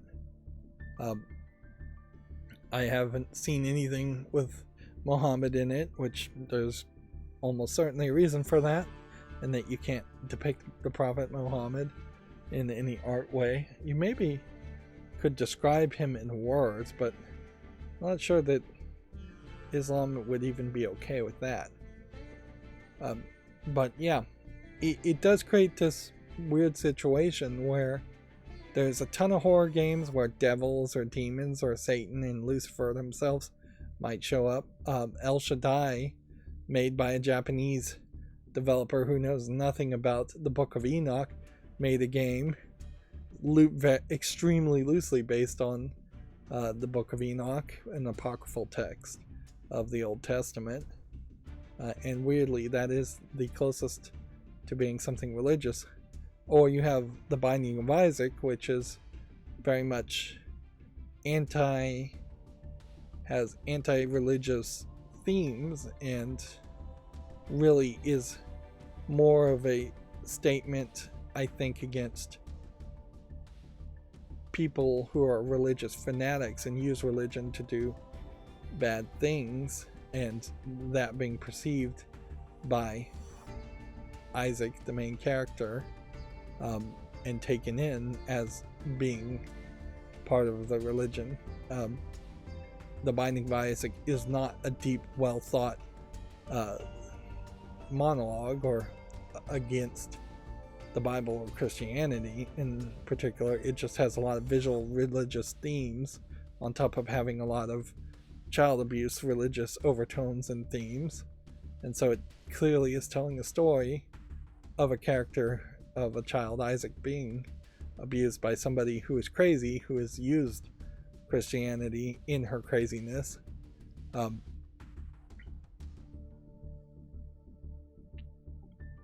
But it does create somewhat of an odd situation that one of the best playing and fairly well received video games ever, The Binding of Isaac, is also the thing with the most Christian symbology, and there is just no counter to it. Seemingly, I assume it's because either there is just not enough funding or not enough interest amongst your VeggieTales style creating, your Bible Man style creating companies to make something like that, make a video game. And inherently, if you are homeschooling your kids, you probably are just, a lot of them are probably just refusing to let their kids play video games at all, because they can't find enough video games that are pro-Christianity. But here we have one, and so for that reason alone, the Divine Journey, the Life of Jesus, here looks like it's a point-and-click hidden object game. Now, inherently, I don't think this is supposed to be Jesus, unless this is supposed to be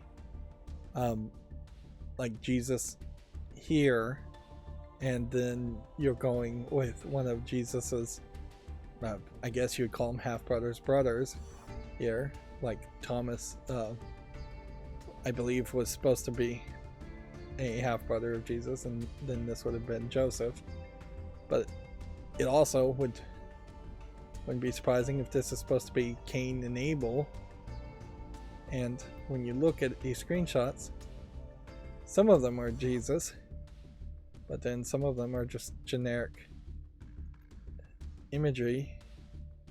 And then once you start to get to later parts, as far as the hidden object game, there's just a random assortment of fruits here that you would not see in the Middle East. Anyways, bananas in particular. Like, bananas weren't discovered, I think, until at least the 1600s. So you'd have to claim a real miracle to have bananas in the Middle East. Watermelons, most of these fruits and vegetables could not possibly have been on the same place at the same time, because they're out of season and at different times, and they're in wildly different parts of the world. It was only until recently, in which we had global trade, that you were able to get fruits and vegetables at any time of the world, and people were growing it in different hemispheres, in different countries at different times.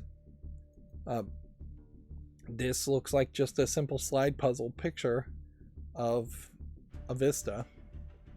It doesn't look religious at all. This looks like a jigsaw puzzle of Jesus. One would assume that these pictures are properly copyrighted. So even inherently as a hidden object game, it doesn't feel like it's actually that good.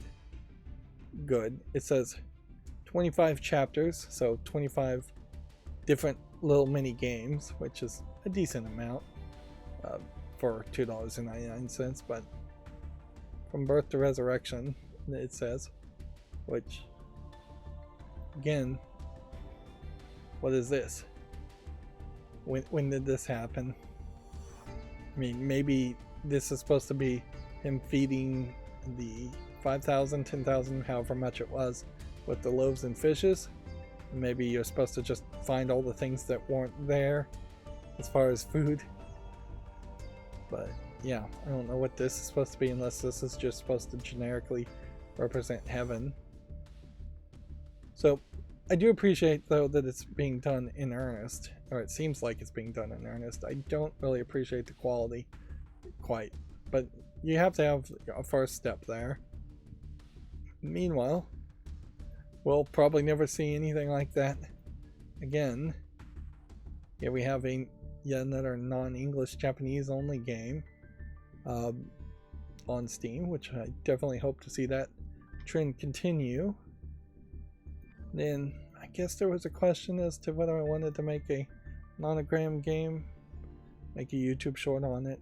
I think the answer to that's probably no. We've got a fighting game called the Rumblefish Plus for $7.19. And then welcome to the Kuroshi Club, which this one I'll leave on the fall list until it gets some reviews, but it's free, so I could just add it. But I definitely am not going to start pulling the trigger as far as adding things to the library that don't even have any relevancy. Because if this is mostly negative, I don't want it in my library, even at free. And then we have a game called Repurpose that looks like a Western animated visual novel that I'll give a chance to. So that's 7 games overall that I picked as far as the last stream. And I hate to do this, but I'm gonna pause my recording and go to the bathroom, and then I'll be right back. Okay, I'm back. Sorry about that.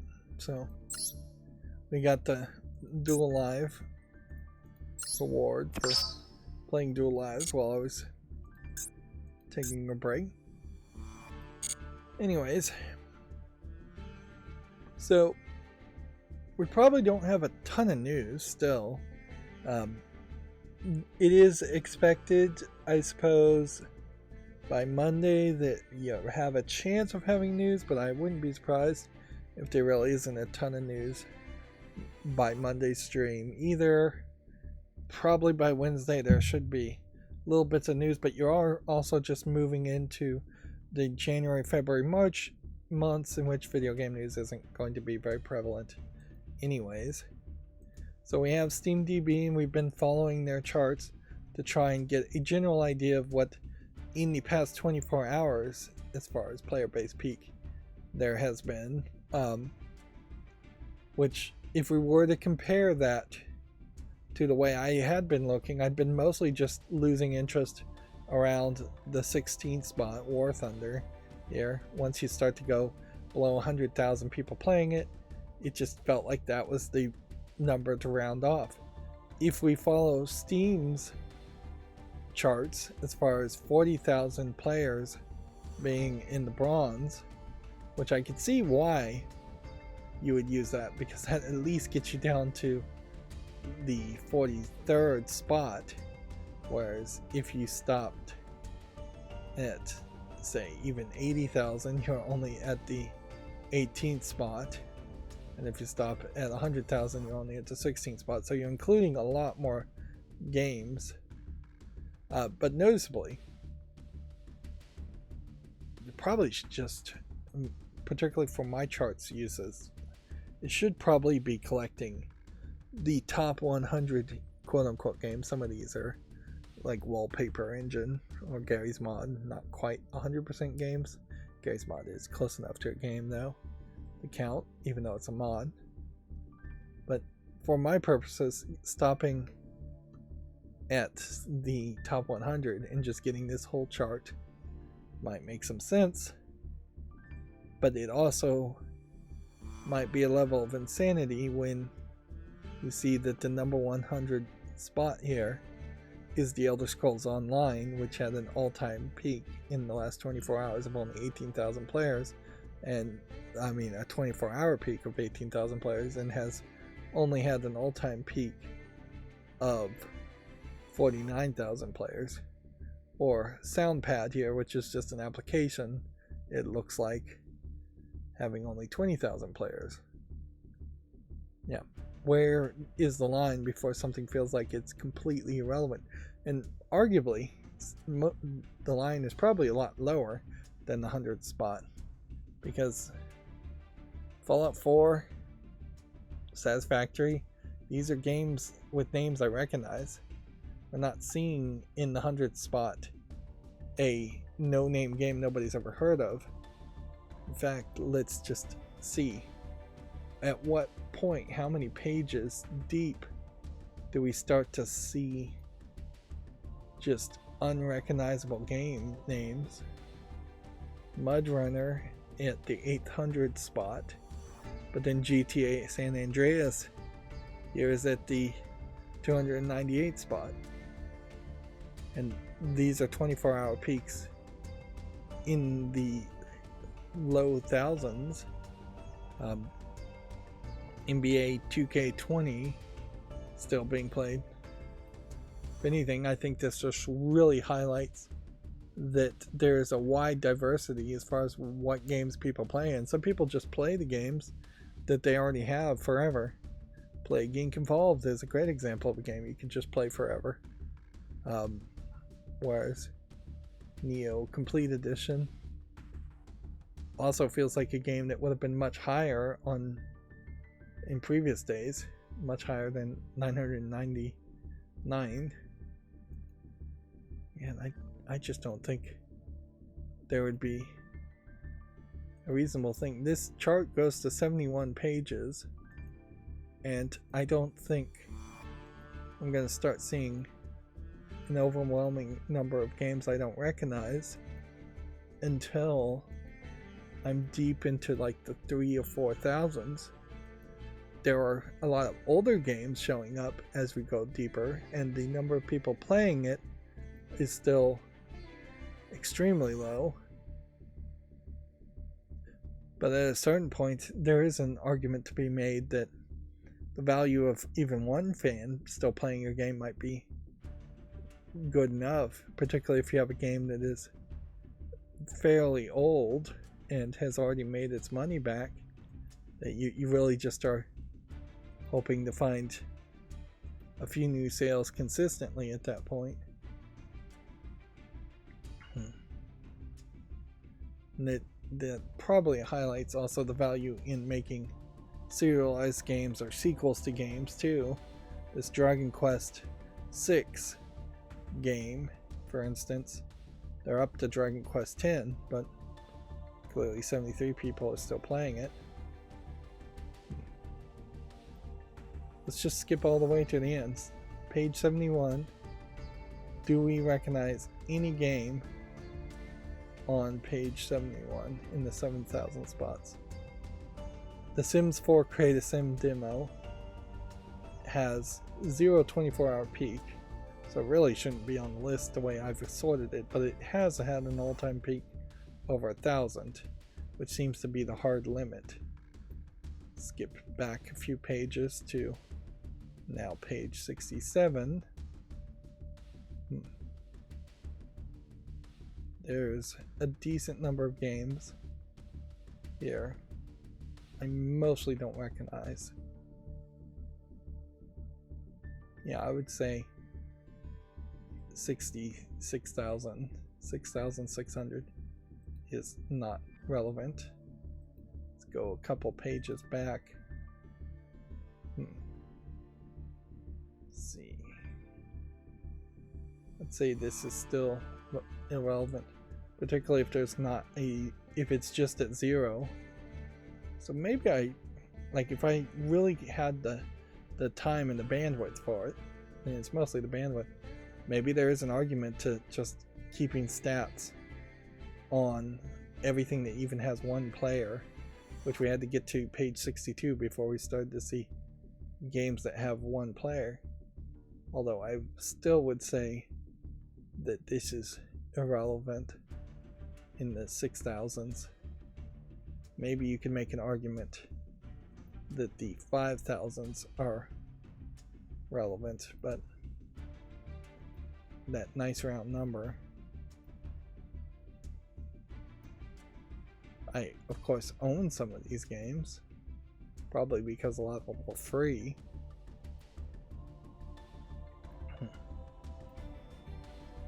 I'd say even in the 5,000s, though, we're still seeing as many relevant games as we're seeing relevant games, and we're seeing just 5 people play. And so the number of people playing feels irrelevant also.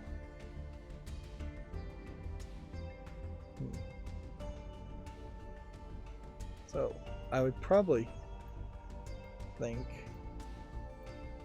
that it doesn't start to really change until you're somewhere in the 3,000s. Once you get to the 4,000s, we're up to 30 people playing, and I'm seeing a lot more games here than I actually owned. Yeah, I guess it's not even the 3,000s. 4,000 seems to be about where the crossover is, where you start to have games that have either been purchased by me or wishlisted by me or follow listed by me. Things that, by my other metrics, looking at these colors, yeah, wishlisted if it's blue, white if it's followed, green if it's owned. By my own standards, the first 4,000 games on this list, most of them have some relevancy. Which, and by my own standards, I suppose. Oops. One sec. I need to drink some water before I switch the screen.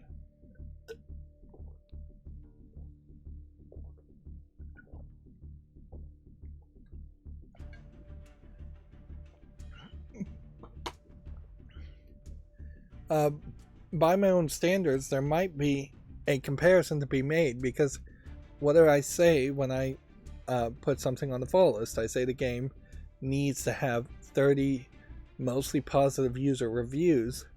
Well, if it's particularly an old game, having 30 people playing a particularly old game might be the equivalent of 30 positive user reviews, or it may very well just be apples to oranges and there is no comparison at all there, which it probably is apples to oranges, but I could see making a rule like that.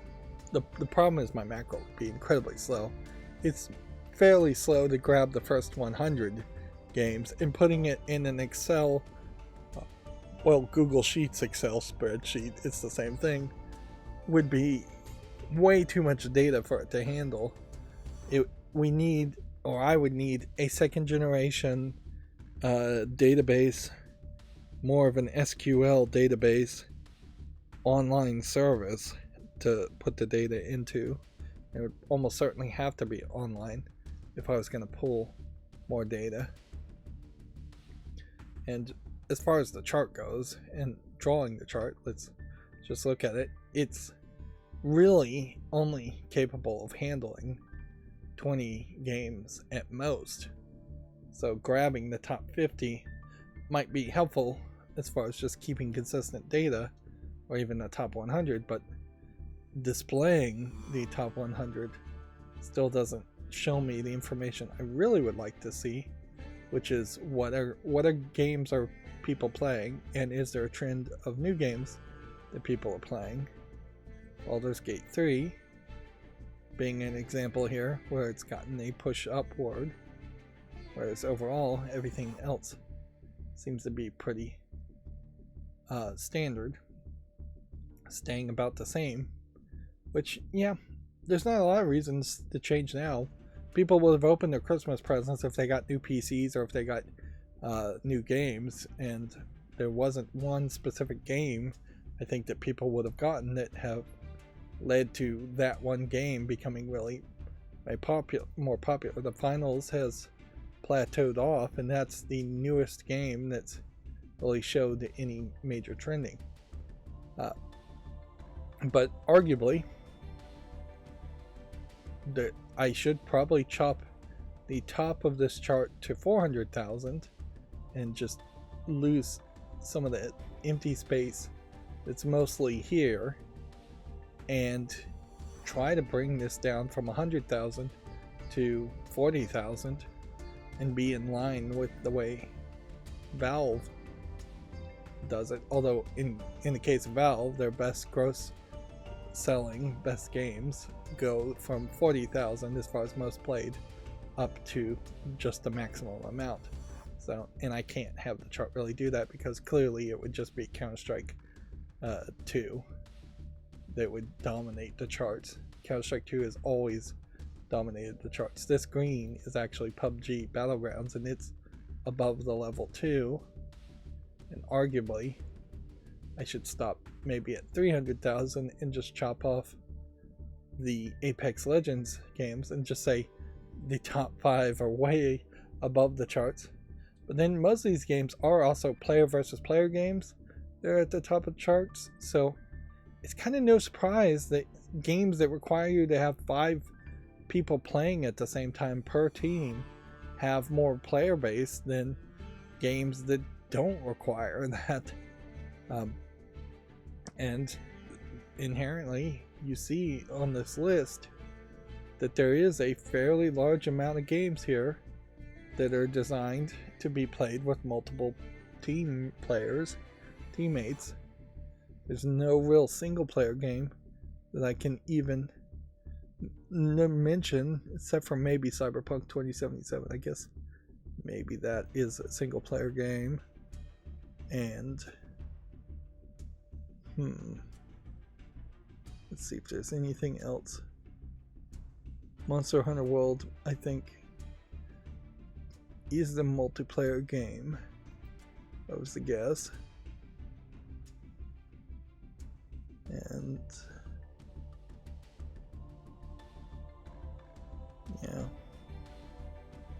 maybe Geometry Dash is a single player game. Football Manager is probably a single player game.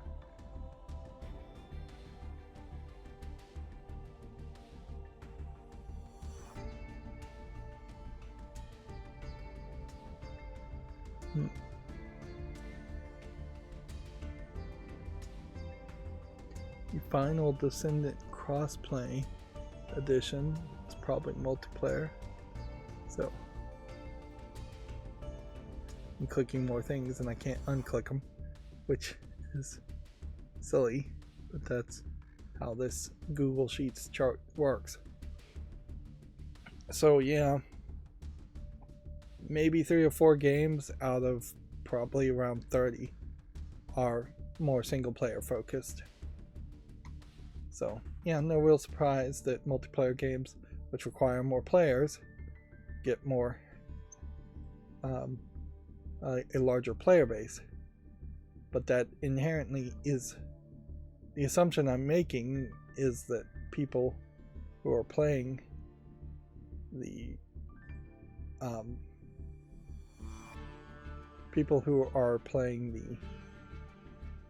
multiplayer games are making multiplayer games more relevant.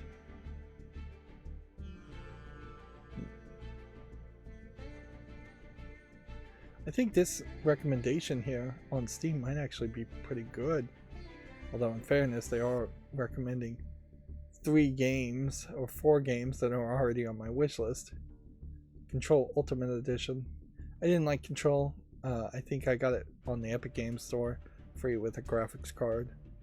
I don't think I really would get the Ultimate Edition and ever play Control again. I thought I put this on the wish list. Interesting. Why is it not marked as that, as such? Maybe I took it off the follow list.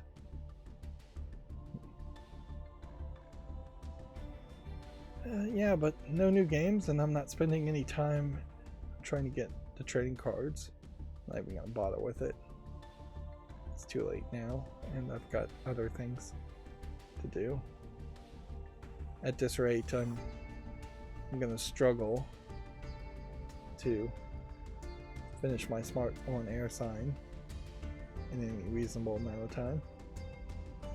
Yeah, maybe I'm just dreaming it up, but it does feel to me like the algorithm on this front page might have been brought up a notch, might be a little bit better as far as recommendations.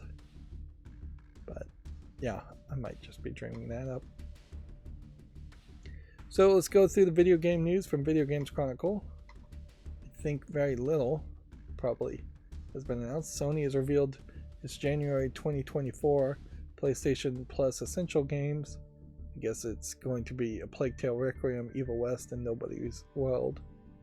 I wish that was in a better list and I wasn't just looking at the screenshots to get to that point. I haven't even played the first Plague Tale, but I think I own it. I think I do want to play it. Let's see. And then I think the rest of these articles are fairly old. Like this was December 25th that you could have gotten Ghostwire Tokyo. I can't get any of the free Epic games anymore. I can't get past the CAPTCHA for some reason. And that is the only site that has a CAPTCHA, and it is the only site that I have struggled with. And then you have just Happy Holidays, and it still feels like Video Games Chronicle has not come back from the holiday break. So then that just brings us to the Gamatsu articles, which there isn't a ton of those. Apparently, Japanese creators discussed their 2024 ambitions, and this has been updated, which these would be English translations of Japanese questions that were either asked directly through Twitter or asked for some organization like Famitsu, which might make some sense. Most of these responses seem to be fairly short one-sentence responses, which is not surprising, particularly when you're translating from Japanese to English. And if there was anything important to be gleaned from any of these statements, which are probably mostly generic statements that aren't going to really have any substance to them, there almost certainly would have been a follow-up story to be written, because particularly the Japanese audience of gamers would react very fast and often very badly to even the slight hint that something was awry as far as a statement or an ambition, statement as far as your ambitions in 2024. And most people know that. Most of the Japanese people know that, so they wouldn't say anything that meant anything at all. Apparently, R-Type Tactics 1 and 2 Cosmos launches in 2024. Now, what's interesting about this screenshot is this hexagon grid background fades out and blends, even though this is kind of more of an eggshell, whether this is just a pure white. It blends well enough to the background that when I first looked at this page, I thought that Gamatsu had just changed its visual aesthetic completely, but that's not the case. The green title bar here makes it seem almost like that is part of the page, but it isn't. It's part of the screenshot too.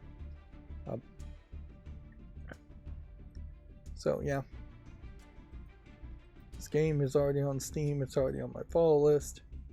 It's not out, but it does say its planned release date is in 2023, which obviously needs to be updated because clearly it's been rescheduled for fall of 2024.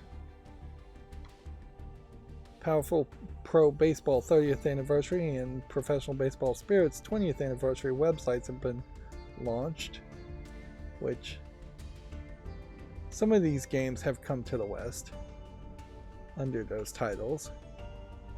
But I think I would suspect a lot of the games haven't come to the West. They're, I think, fairly popular in Japan. Baseball in general, I think, is increasingly becoming and staying popular in Japan, where it's losing a lot of fandom in the United States. And we're going to be to the point where nothing's more Japanese than baseball and sushi, versus nothing's more American than baseball and apple pie. But yeah, as for the actual games, I don't think there's a huge demand for them or that they're particularly great. The game Stellar Blade has been delayed to 2024, which I'd have to remind myself which one is Stellar Blade. Yeah, it's not the first game in the past few years that had the kind of Asian looking girl that was in sci-fi environment. This is the Shift Up one. Shift Up were the makers of my favorite mobile game before it was shut down, Destiny Child, but Shift Up at some point kind of became more funded by Tencent and then part owned by Tencent. So they're really not the same Korean company they were back when they were making Destiny Child. When they were making Destiny Child, they were this independent, fairly successful mobile game maker that was making a lewd game in Destiny Child for adults that really was never going to have a major commercial success. With Tencent, they've moved over to making Nikkei Goddess of Victory, which has made a lot more money, from what I hear, than Destiny Child ever did. And Nikkei Goddess of Victory at least has a slightly better title than Destiny Child does for the West, because the band Destiny Child is obviously the first thing you're going to think of when you hear Destiny Child. And they've been working with Sony Interactive Entertainment as the publisher of this game, Stellar Blade, which was announced under a different name, and then they changed the name with the trailers. So Tencent, I assume, owns, if not is a publisher of Nikkei Goddess of Victory through Shift Up, but Sony is doing Stellar Blade. The problem with Stellar Blade, even when it was first announced, though, is that Stellar Blade, let's see, that's not really where I wanted to be, is way too ambitious of a game for what they're announcing and what they're showing here. Because Shift Up has made only a live 2D game in Destiny Child and a live 2D game in Nikkei Goddess of Victory. So they are flat 2D animated characters that jiggle around a little bit with the live 2D animation. The images are really stretched and bounce back and forth. They aren't really keyframed animated to do a lot of animation. When we look at what Stellar Blade is ambitiously trying to do, it definitely feels to me like they would need a completely different set of skills, completely different set of people. We'll watch this a little blurred since it's a trailer, to make this level of animation in a final product. I would assume that they shopped out the trailer animation here, or they worked very hard to make the trailer animation here to show these 3D hyper realistic animations.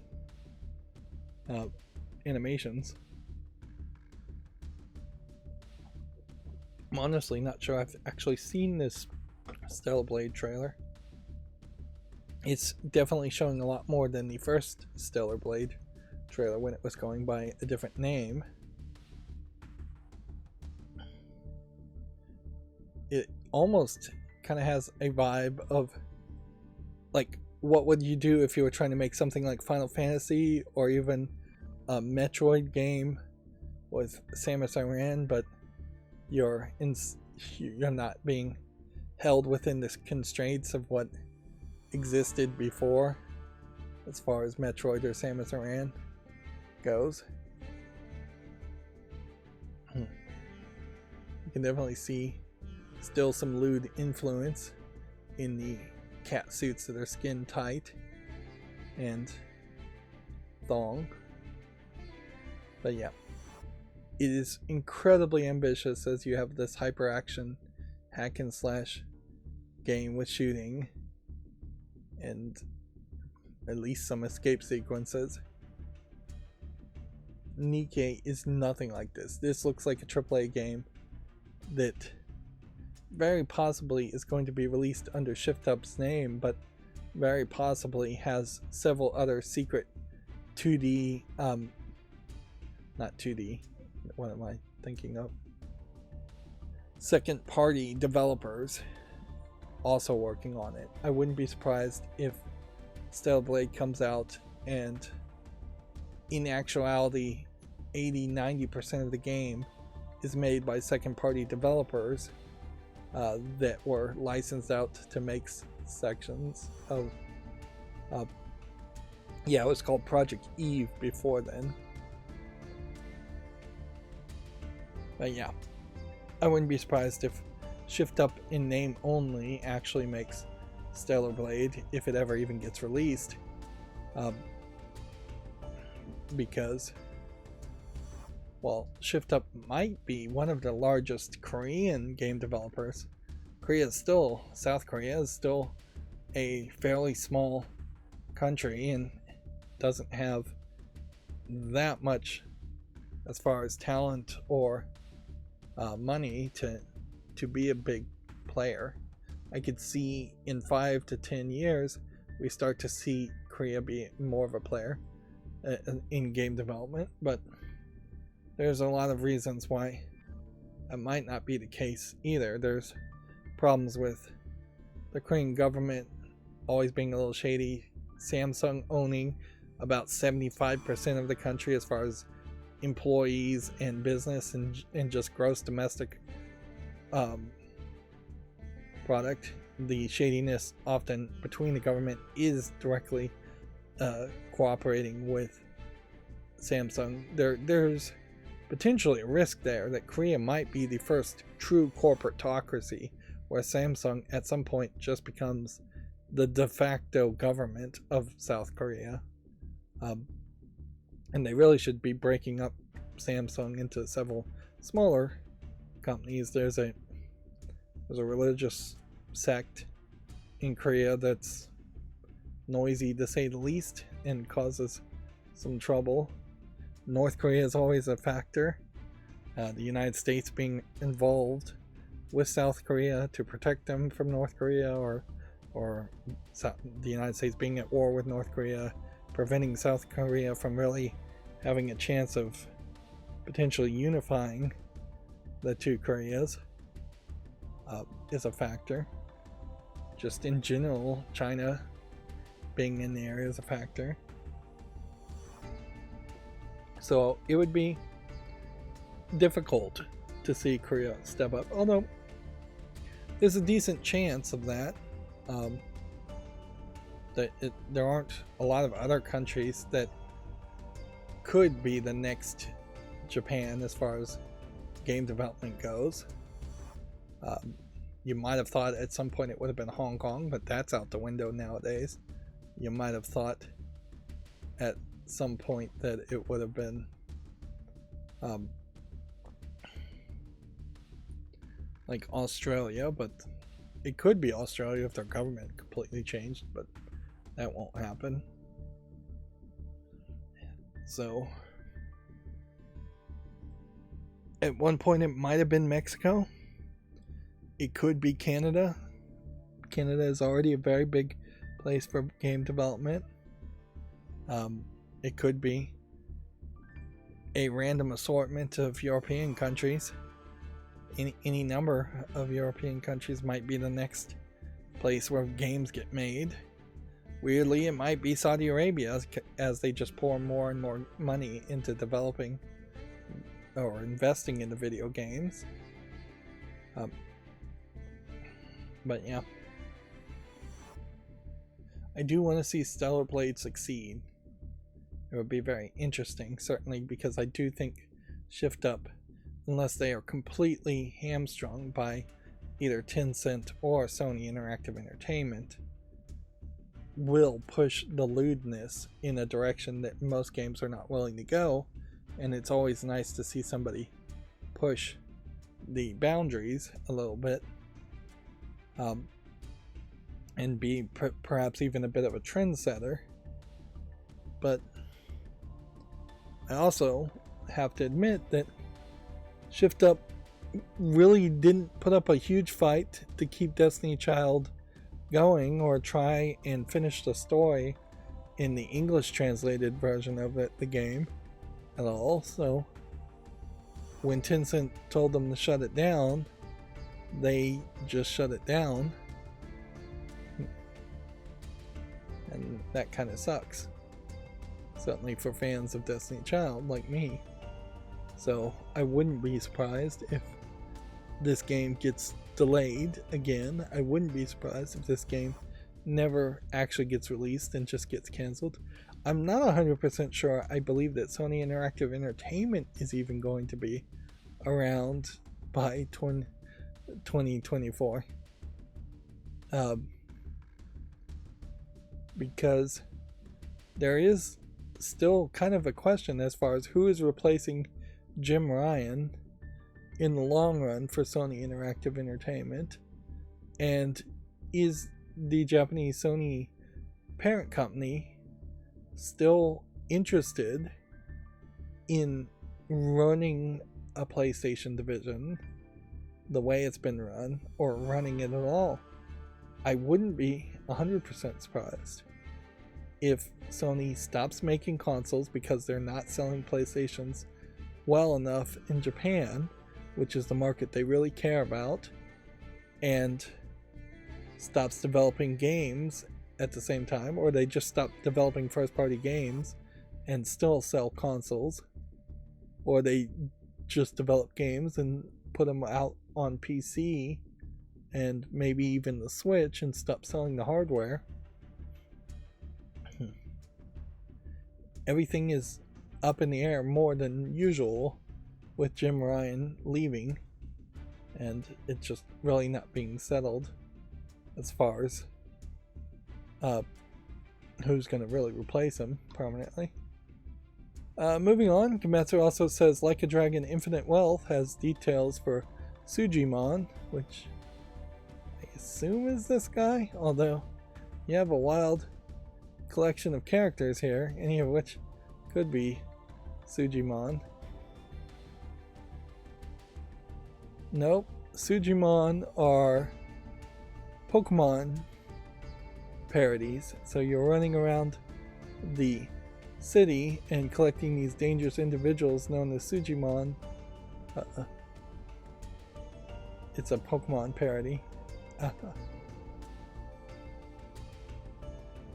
Which, yeah, it definitely feels like this Like a Dragon Infinite Wealth game is going to be full of a bunch of crazy mini games and is going as wild as possible in perhaps a way of setting a stage for a different Like a Dragon game to be way more serious. Or maybe the series has just always been silly and it's going to stay silly. I think the series has been fairly silly, but this is rather crazy to have Pokemon equivalents, and although the Sujimon are humanoid. We already talked about the PlayStation Plus monthly games lineup, but Komatsu will at least give me a decent list here. Plague Tale Requiem, Evil West, and Nobody Saves the World. Additionally, PlayStation Plus subscribers will gain access to this content here, which seems to be just a Warframe Syrinx collection.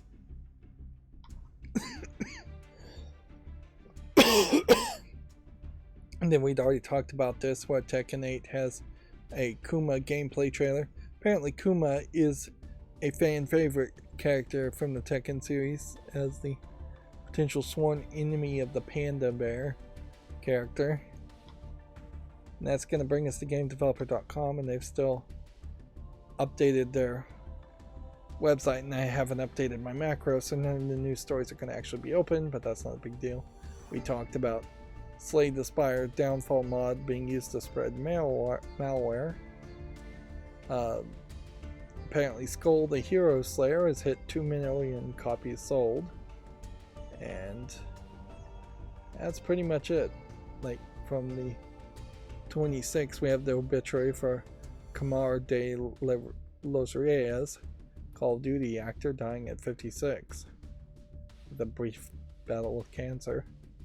So yeah, we're still really running into a case where the number of articles is incredibly small. Then I had opened this game, Sunken Land, to see if this was on my follow list, and it is. And then I had opened this to see why this wasn't on my wish list, and it's because it's in early access.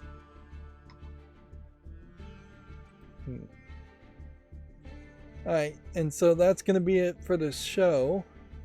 As always, I ask you to like, share, subscribe, comment, and watch every second of my videos. If you want to support me further, there's a link down below in the description box. Thank you for watching. Have a good evening.